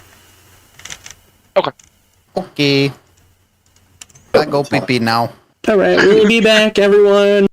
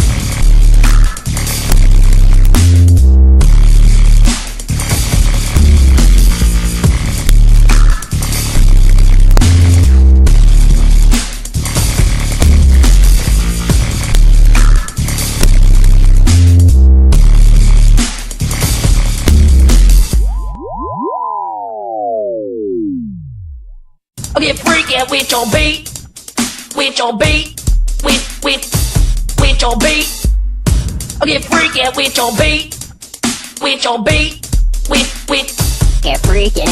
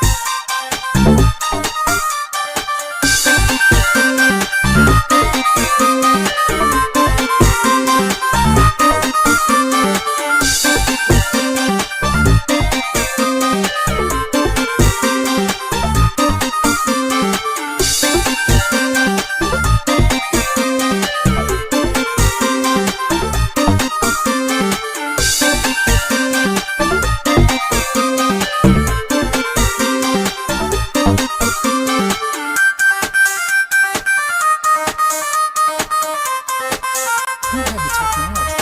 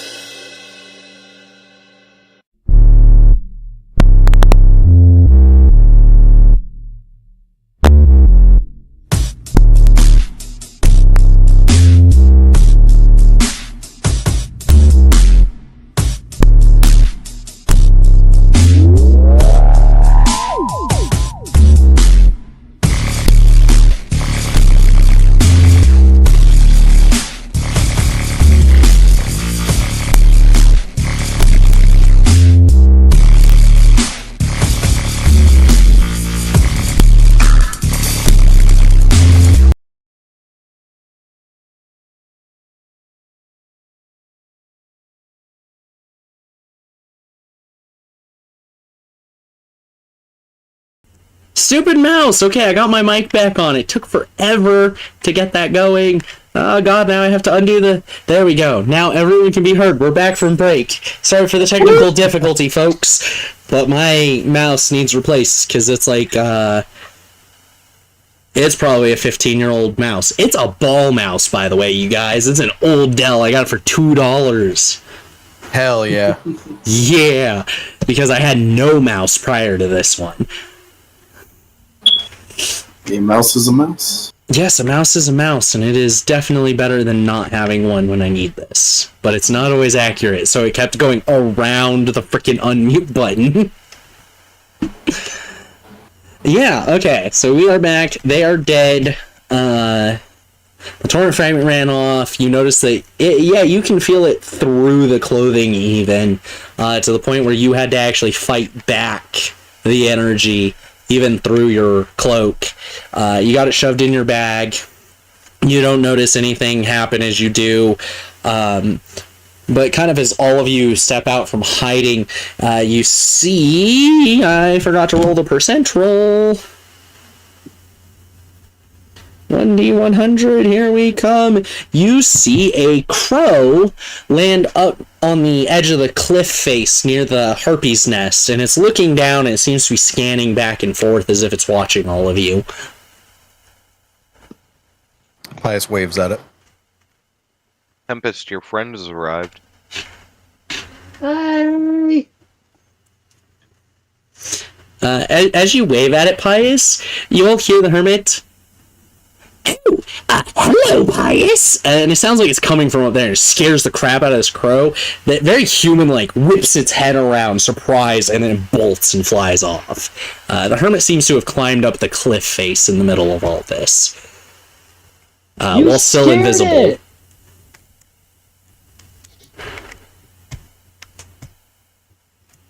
Damn it. Well, I think the next order of business is cleaning out that nest, yeah? Yeah, can I... The Hermit hears that and just kind of starts tossing all of the things down. Like, he picks up and throws a set of armor over the edge. Still invisible. Jesus Christ! It's raining! Oh, fuck! Before that happens, can I spot which way the crow took off? If it's, like, towards further up the high road, or if it is down from which way we came? So the way you came is towards the high road, I guess. It flies off the direction you came, though, specifically. Like, there's three possibilities. There's towards the high road back, towards the high road forward, and towards the high road where you came. And, yeah, it flew back towards where you came. It also seemed to be descending as it did so down towards the trees. Tempest, you're gonna explain to me why crows like you so much someday. I would like to know too. Honestly, they don't usually ever follow me. This is the fourth? You've seen a raven show up and watch, and you've seen a crow twice. Crow twice, raven once. Yes. Okay. The raven was way back when she first joined. There seemed to be a raven perched nearby watching. You saw a crow at the ancient ruins with the goblins, and now you've seen a crow here as well.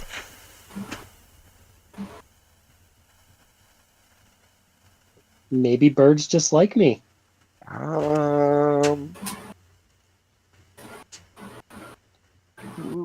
Or mythological harbingers of death. I don't know. We'll find out. You do know that, Tempest does seem to practically be an avatar of the goddess of death. So yeah. Ravens and crows seems not too out of place if she has been chosen to become an avatar in the future. She's definitely not an avatar of death right now.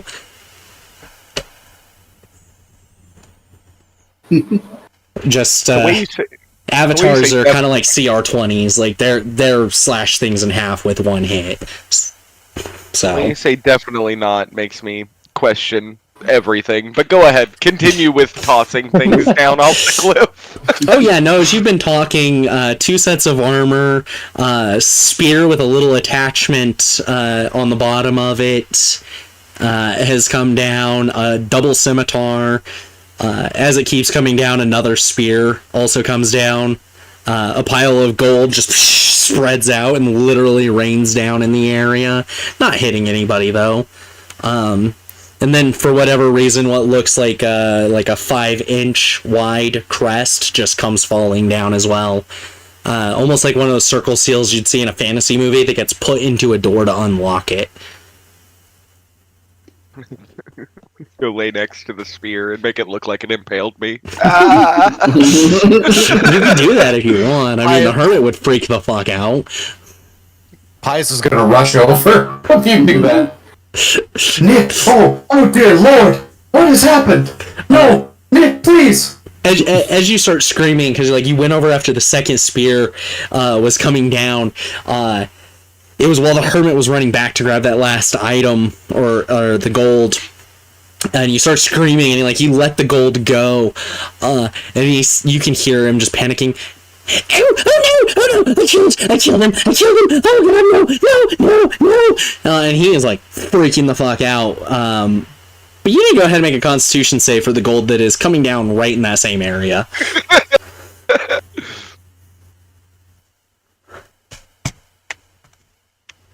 25. I meant Pius, since Pius was the one pretending to have been hit. But if you ran over there, you do too. Yeah. At 20. Nat 20. Yeah, you both did more than good enough on that. They hit and like it's like oh shit, and you kind of start to ow like you're being hit by hail. And Pius, you'd flinch slightly because you weren't exactly expecting it. And as you move, like it becomes obvious the spear is not actually impaled you. And the hermit's just. Oh, Pius, you little rascal! And he starts laughing, having gotten the joke. You. Thank goodness. And then he picks Nick up and throws him. Throws them by the collar. Just like throws upwards towards the harpy's nest. no, just to the side. Just a little toss, not like a like a full bent like yeet. Like a playful toss. All right. He doesn't seem to throw anything else down after that, though.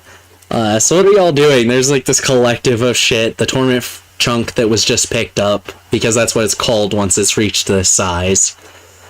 And of course, there's just gold scattered all throughout the snow.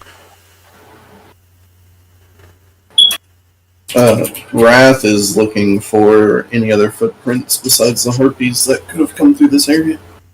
Go ahead and roll a perception check.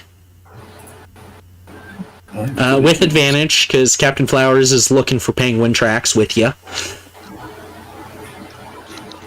The bad rolls continue. 16. 16. How about Deuce? What is, Pius. What's Pius doing? Yeah, what's Deuce doing? Deuce is suddenly in control. Death to everything. No. Yeah, I'm gonna look through shit too. Fuck it. All right. Go ahead and roll an investigation check, because looking through shit, basically the implication being like the pile of stuff that was thrown down, and it kind of went into the snow. For the most part, baby. Oh, the duality of D&D. Nat 20 to Nat 1. Okay. You still managed to pick out a couple of the more obvious items. Like, there were just ones that you would have found, like the spear is sticking out of the snow the way it landed. Both of the armors have this very clear impact hole, but you don't really manage to find any of the other stuff over this little time. And we'll get back to that perception check in a moment.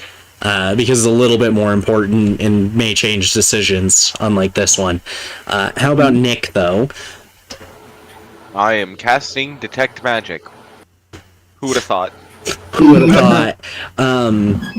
All right. What about Tempest? What is Tempest doing?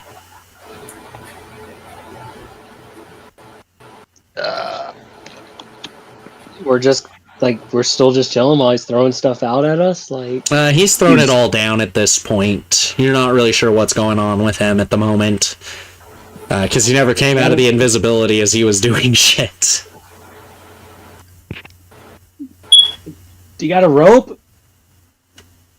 Send us up there. We have a flying carpet.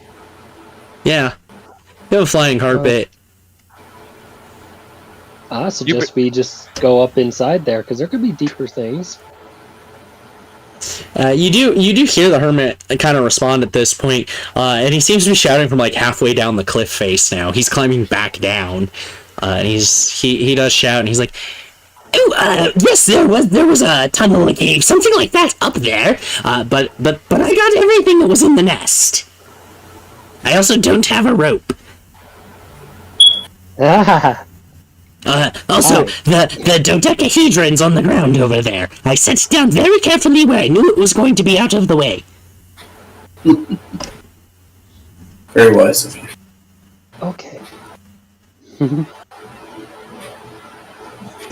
And you do notice that, of course, he said over there as if he was pointing, but you can't see him. He's still invisible.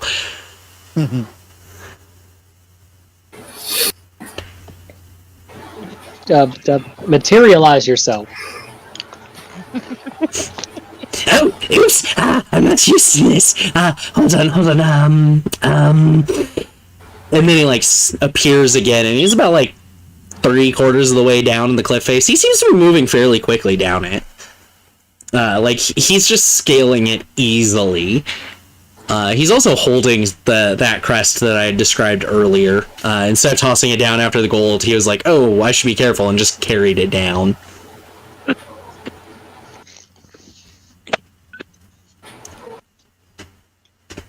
Yeah, a fake spear through somebody's funny. A crest cutting somebody in half, not so much. Yeah, and the gold was pelting everyone like hail, so he immediately went, oh no, because like the rest of it, he wasn't throwing it like towards you guys until you moved into the area he was throwing it. But yeah, like about this time is when you kind of finish exploring. Well, less that you finished exploring, more that you finally found something, Wrath and Captain Flowers. And you do notice the penguin tracks. So you kept heading west from the high road until you hit this wall. So now it seems to be heading north up along the side of the wall. You do see penguin tracks again. Well, we found them. Looks like they went that way. No point to show the group.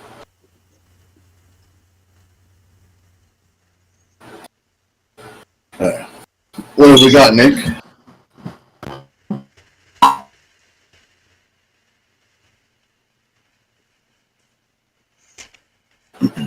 Oh, did Dylan get muted again? No, my headphones came unplugged. I didn't hear anything. Sorry. What happened? They found the penguin tracks, and Wrath pointed them out to you. Oh. Well, pointed them out to everybody, heading north along the cliff face. And the Hermit is coming over and handing the crest to you specifically, Nick. I'm assuming detect magic has gone off by this point. Oh yeah, for sure. Even if you cast it as a ritual, it would be... Well, if you cast it as a ritual, it wouldn't quite be done, but... Okay. I would let everybody know. Give me a minute. Penguin tracks going north. There's a hole in the top of this cliff face that we need to check out, and then we have a sleet storm coming in, I'm assuming, the next 2 hours? Time hasn't progressed too much since the last checkup, which had you at 10:30 a.m. and it's coming in at 3, so you got about 4-ish, 4 hours, 15 minutes, roughly? Okay.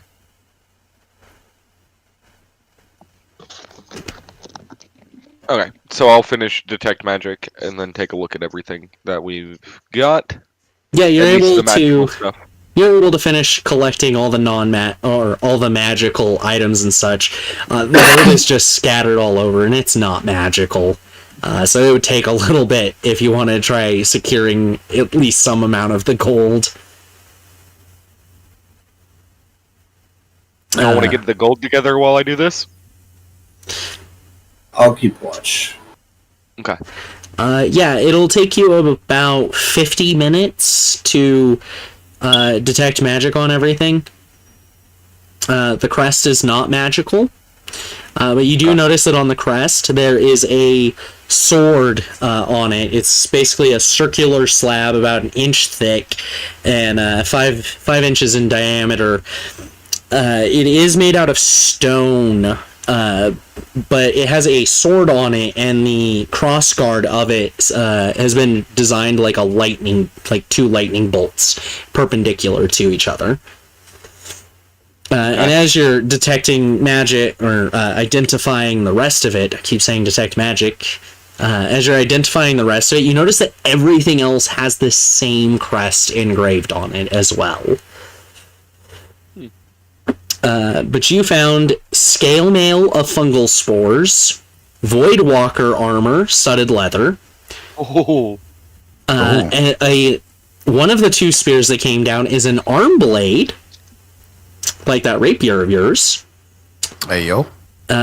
The double scimitar is a moon-touched double scimitar, and the other spear is called a blood spear.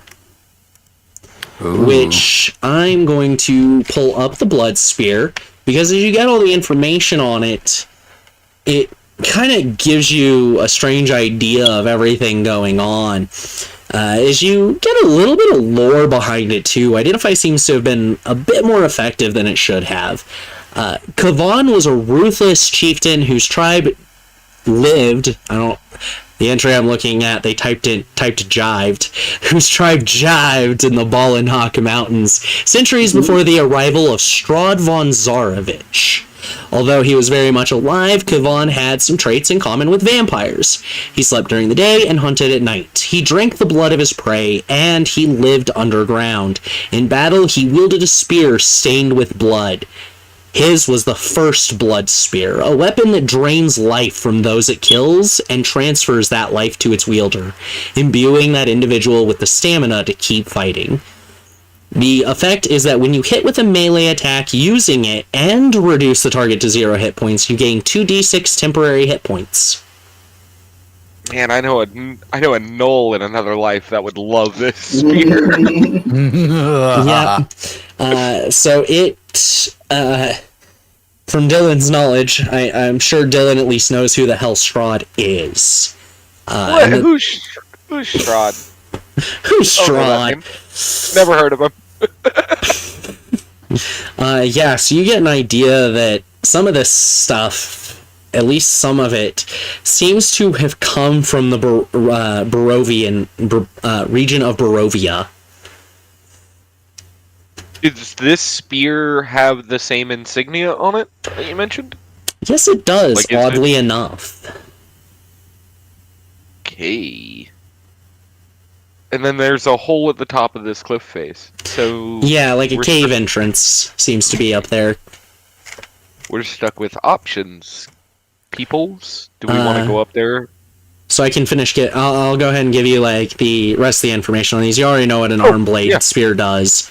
Told you what the blood spear does. But the moon-touched double scimitar. In darkness, the unsheathed blade sheds moonlight, creating a 15-foot radius of bright light and dim light for an additional 15 feet. So it's a free torch, basically, just not with the same range. And it counts as a magical item. Or a magical weapon. For the purposes of overcoming resistance and immunity, it counts as a magical weapon as well. The armor of fungal spores, your scale mail that was found, it does not require attunement. While wearing this armor, you can take a bonus action to make it emit poisonous spores, which fill a 10-foot radius sphere centered on yourself. Each creature in that area has to just succeed on a DC 15 con save or be poisoned until the end of your next turn. That can only be used once per day. And Void Walker armor does require attunement. It is a rare. It is black studded leather, and it has a red sheen to it. While wearing the armor, you can use a bonus action to summon a projection of yourself in an unoccupied space within 30 feet. The projection is translucent and is immune to all damaging conditions. And you can make attacks and cast spells with a range other than self as if you were standing in its space. You can do that once per day. But basically, you use its effect and boom, you're now in 2 places at once for the purposes of attacks and spell casting. But it's chainmail, right? Studded leather. It's studded leather. Oh, studded leather. Yep. Which means I cannot use it. It would be awesome. Yeah, that's the ridiculous part. It's supposed to help with spell casting, but it's studded leather. Well, it's good for, like, trickery road, or what is it called? The arcane trickster. It's yeah. it's good for half casters, paladins, druid, cleric, warlock, bard. Yeah. Give it to the. It's good for everyone who's not a sorcerer or wizard, basically. Finnegan is an arcane trickster. Just putting that out there. Say we can give it to the hermit. Let him have it. The hermit can't wear. Yeah, the hermit can't wear anything. He's already made that clear that he won't accept any type of weapon or armor. Yeah. Either Twilight wants it whenever she gets out of her comatose state, or you can sell it. Or Pius can't. Could you wear it? I don't know if it would be better than what you have. It won't be better for AC, but it would be cool for the effect. It's a pro-con situation. Lower AC, but better offensive opportunities. Once per day, that is. Do I have to attune to it? For the effect, yeah, you have to attune. Nah. Yeah, then I don't want it. That's fair. Did we get a list in Discord? I mean, there's also always patches. I haven't sent it yet. I will type that in right now. Yeah, we can just sell whatever we're not going to use. Absolutely.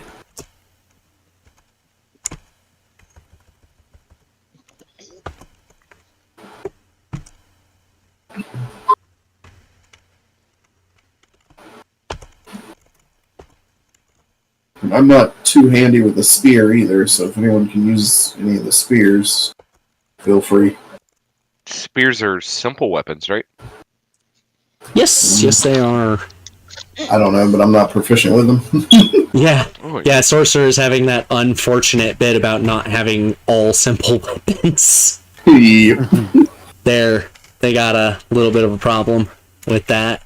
It requires attunement for the blood spear, and the arm blade spear, its only effect comes from being attuned by a warforged, so neither is particularly useful other than just being a spear. I mean, the spear's fucking awesome, and I wish I could use it, but it's not really my wheelhouse. Is it better than the arm blade I have now? It's a spear versus a rapier. That's the difference. So possibly longer reach, or no? No, unfortunately, spears are just a little bit outside of that reach category, I believe. If someone wants to double check that while I'm typing things in, no, that's correct. It's a pole arm that gives you the 10 foot. It does give you the 10 foot. That is reach. No. Pole arm is what gives you the 10 foot spear style. Oh. Well, there's multiple things that give you the 10 foot within the pole arm category, because like lance, a halberd, pole arms as a category generally have it, but like javelins are a pole arm technically, and they do not have reach. They have thrown instead. I think spear is the same way, like it has thrown instead of reach. Yep, that's correct. 5 foot reach. Range 20 to 60. Versatile throne. Guys, I just learned I'm proficient with slings. I am also proficient with slings. We need more slings in this campaign. I'm also proficient with darts. Yep, proficient with darts. I need what is it? What's the spell? Magic stone. Just start making fucking projectiles Let's for our see. slings. So we got a 14 passive perception, a 15 passive perception, a 170 passive perception, because you all have plenty of time to just look around for the money, so we're just using your passives. Another 17, another 15, Mecha Gojira has a 14. That is 6 of you getting at least 140 gold off each, which is enough to find all of it. So you do manage to collect the full amount, which is 624 gold. Nice. 1, 2. And now it's all typed in. Everyone gets 104 gold. Let me edit that to say 104 gold each. Oh, And that came out even, so I didn't even get any on the top. Yep, and then it's a crest of... you don't know. But Nick, you've kind of just flipped random pages in all the books you've been coming across, even if you haven't delved into them yet. And you're pretty sure you've seen this symbol in one of those books. More than likely. Let me remember the... Let me double check which ones you have, because I need to check the names. oh, I do have there was a book I remembered that I got that I actually wanted to do something with later.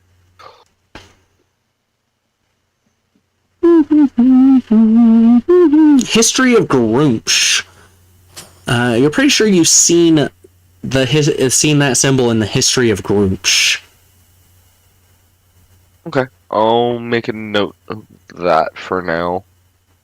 And that other book you got that was like 1 page and 2 covers. By now you would have noticed it was magical, would have had a chance to identify. It is called a Book of Directed Knowledge. And what it does is you can replicate any non-magical book. Every time you flipped a page, it would move forward 1 page in that book. Oh! This is now my new favorite book. Yeah, I should say any non-magical, non-private book. Like, you couldn't replicate someone's diary, even if you knew about it, but... Well, how come I went through and said Pius's diary, and every page it just says kill the infidel. I don't know why. Damn it! Somebody found it. No. If you try to go for a private book, it specifically pops up, error 404, text not found. Or, page not found, my bad. There you go. Nice. Alright, so now that all of that is settled, do we want to go into a deep dark hole or chase down some penguins? Captain Flowers, I know what your vote is. Wrath, you go ahead and just add all of the items to your inventory except the crest of question marks. Nick, you add that one to yours. Okay. Just as all temporary placements, because no one is claiming anything at the moment. Yeah, I was about to ask. No one wanted any of this? Just to make Yeah, sure. we're not gonna... We have 2 people there's that can make decisions later, so... Yeah. And anyone can ask at any point. True.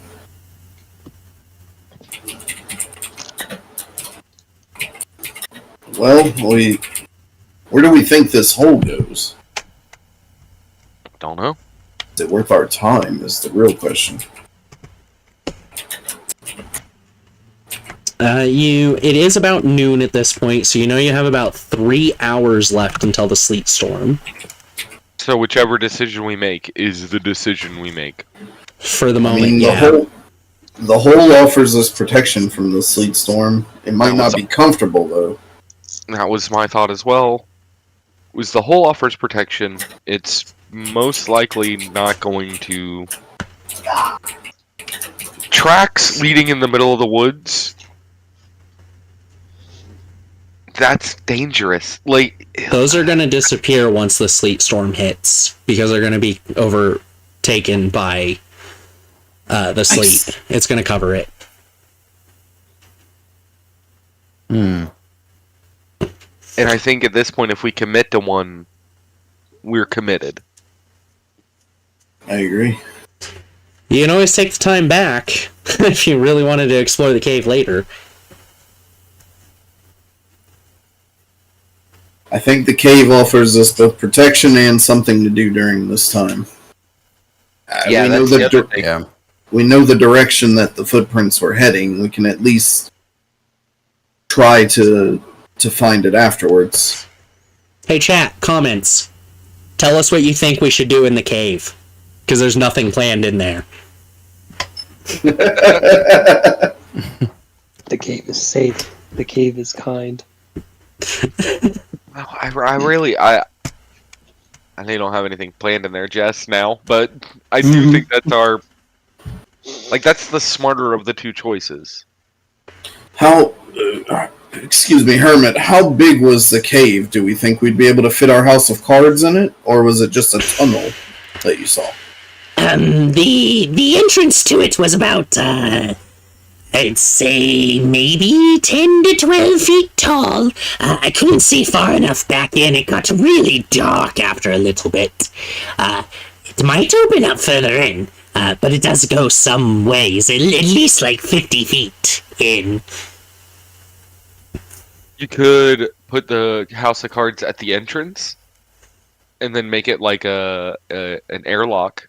Make the house of cards an airlock, so where there's a front door and a back door, and so you have to go through the house of cards to get into the cave. How big is the shelf outside of the cave?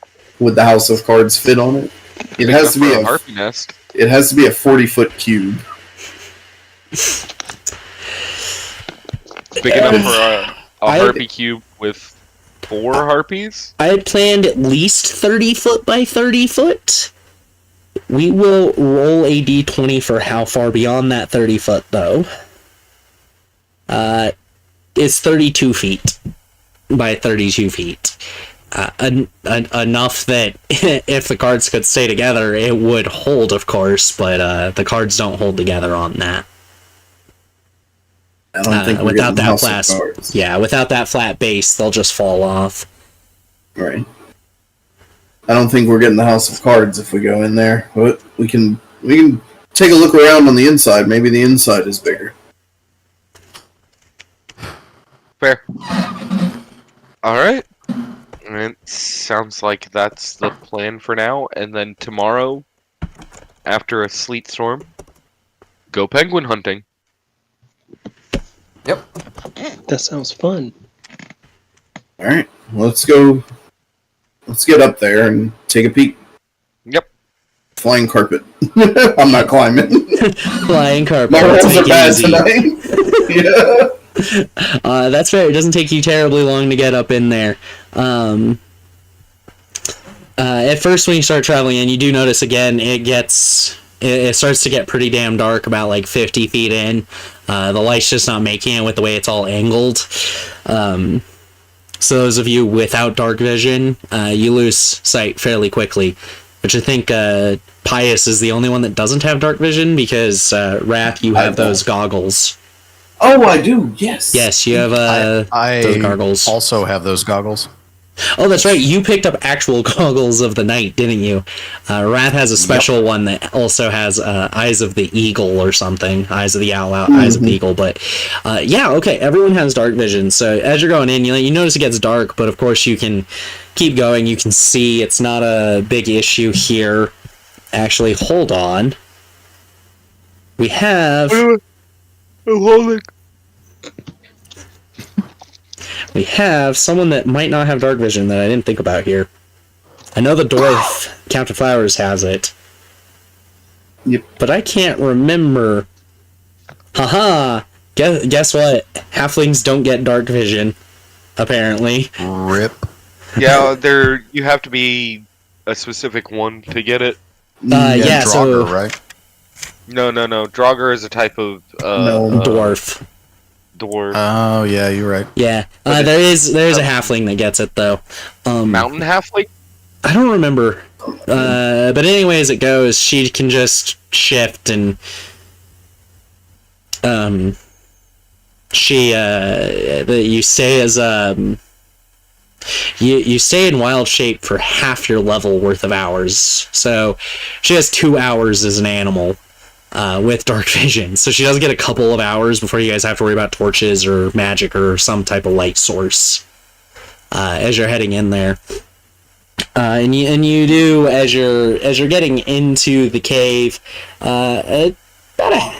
I'd say 45 minutes into kind of traveling down this tunnel. It's been a pretty straight path. You haven't seen any signs of anything yet. You do come to an opening, though, that is about 100 foot in height and about like 60 to 70 foot in width and length.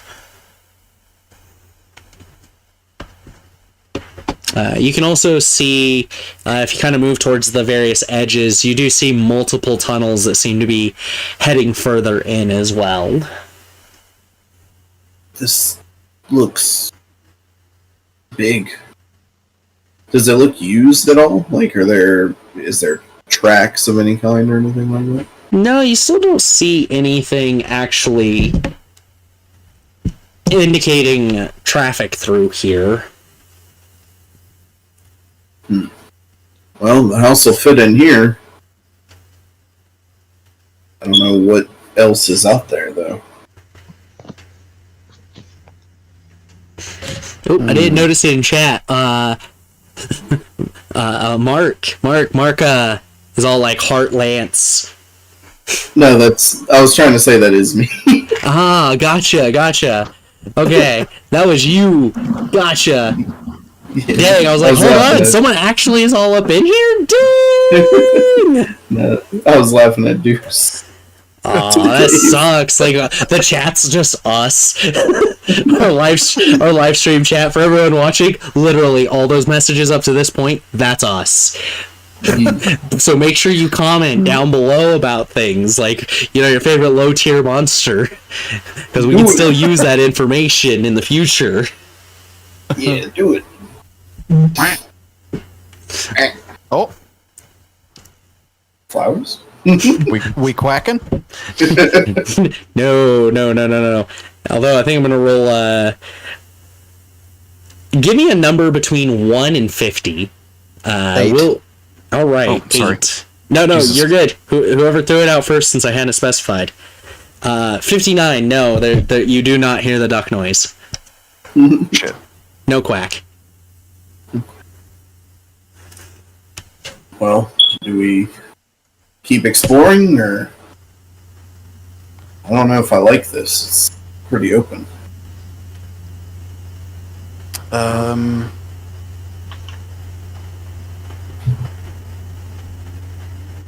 don't know. What do you guys think? We're worrying about the rest of the cave. Yeah, there's a bunch of tunnels that trail off from this large area we're in. Hello! Oh! Oh boy. As it echoes, it really echoes. Give me just a second. We'll get an answer. You're gonna get something. I hope not. I hope we don't get an answer. Oh, you absolutely do, as you hear the echoing of a large number of harpies coming from all of the tunnels. Yep, It's there it echoing is. so much, you can't really tell if it is all of the tunnels or not, though.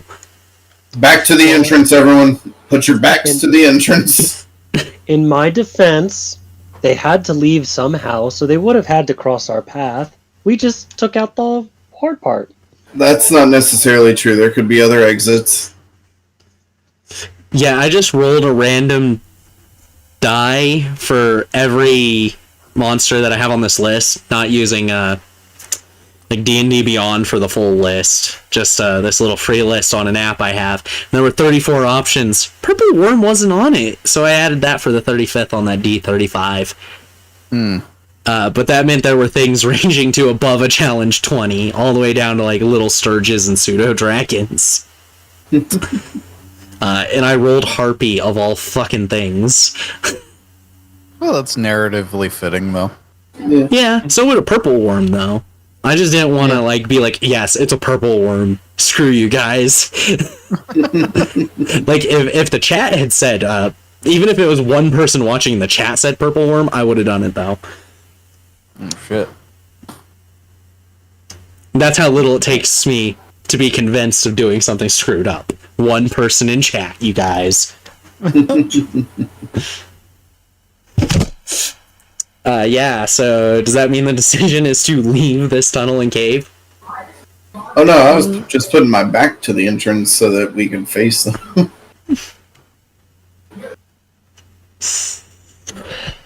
So what's everyone's decision on this? Well, I don't know if leaving is an option. You do know that it's still not quite 1 o'clock, so you would have a couple of hours to do something after the 45 minutes backtracking. If you ran, even less than that. You'd still have probably about an hour and a half to 2 hours, depending on if you run or walk back out.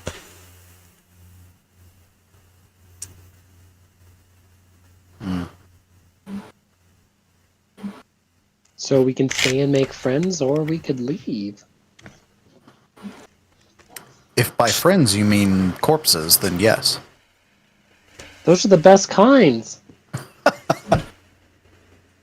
Those have been my a head pokes out of my out of my bag of holding. Icarus also talks to you and is like, corpses. Do I count? Like, I'm made out of a corpse.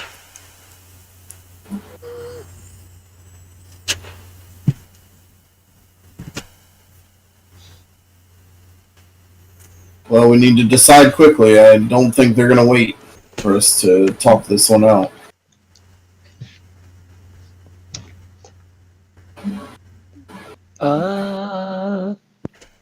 Let's go. Let's follow some penguins. I know Flowers will love that. Let's go. Let's hunt these fuckers down. Alright. He gets absolutely excited and just starts going back out the way he came. No questions asked. Alright. And just so you know, there would have been 20 harpies if you stayed. I took that. Look good, I took that. I have plenty in my snack bag to go around. Yeah, so are you booking it quickly or asking Captain Flowers to slow down? I say we just follow Flowers. Yeah. Yep, just keeping up with Flowers. He's the penguin expert. The penguin expert. Yes, you get out, and you still have an hour 45 until that storm as you get down to the bottom of it, and you're able to start following those tracks. You already spotted them. They aren't terribly difficult now that you know what you're looking for. And it takes you about another 30 minutes, though, before you come upon anything interesting. Unfortunately, what you come across is interesting, and they haven't quite noticed all of you, which is a real plus for you guys. Where is it? Where is the notes? You can see what look like 8 penguins, getting close to the size of humans in height. And then you see one other penguin kind of behind them that stands nearly 16 feet tall. The penguins that are smaller, their beaks seem to be almost mutated into an axe-like fashion. Like, they can still open their beaks and do whatever they need to do, but each one has a protrusion going up and down based on whether it's their upper or lower. They look almost axe-like. The large one appears to have almost armor-plated skin. Its eyes they're not glowing like the other creatures you've been seeing. The eyes themselves just seem to be purple orbs inside of their head, though. and its coloration is red and purple. Its beak also appears to be frosted over. Oh fuck! It's time. It's Ice Beak. It looks so cool. Captain Flowers has one thing to say about this, and he shouts, "Yarr! It's Frostbeak!" This one doesn't seem to be Icebeak. It seems to be one of the lower in the command structure. Oh god. I can't imagine what Icebeak fucking looks like. But that is where we are going to wrap up, because we don't want to get into this without Captain Flowers. Right. And we are sitting at 3 hours and 15 minutes, so we've done pretty good for that, for our time for a single episode. Yarr. Yeah. We got a lot done. Yeah, we did. We got an entire side quest done, all the loot, and even followed down these penguins for the character story stuff. Yarr. So, yeah, for everyone watching, thank you for joining us. Don't forget to, comment down below since the episode's ending. Go ahead and comment and let us know what your favorite low-tier monster is. Even if it's, been 3-4 months. Still awesome information that I would love to know.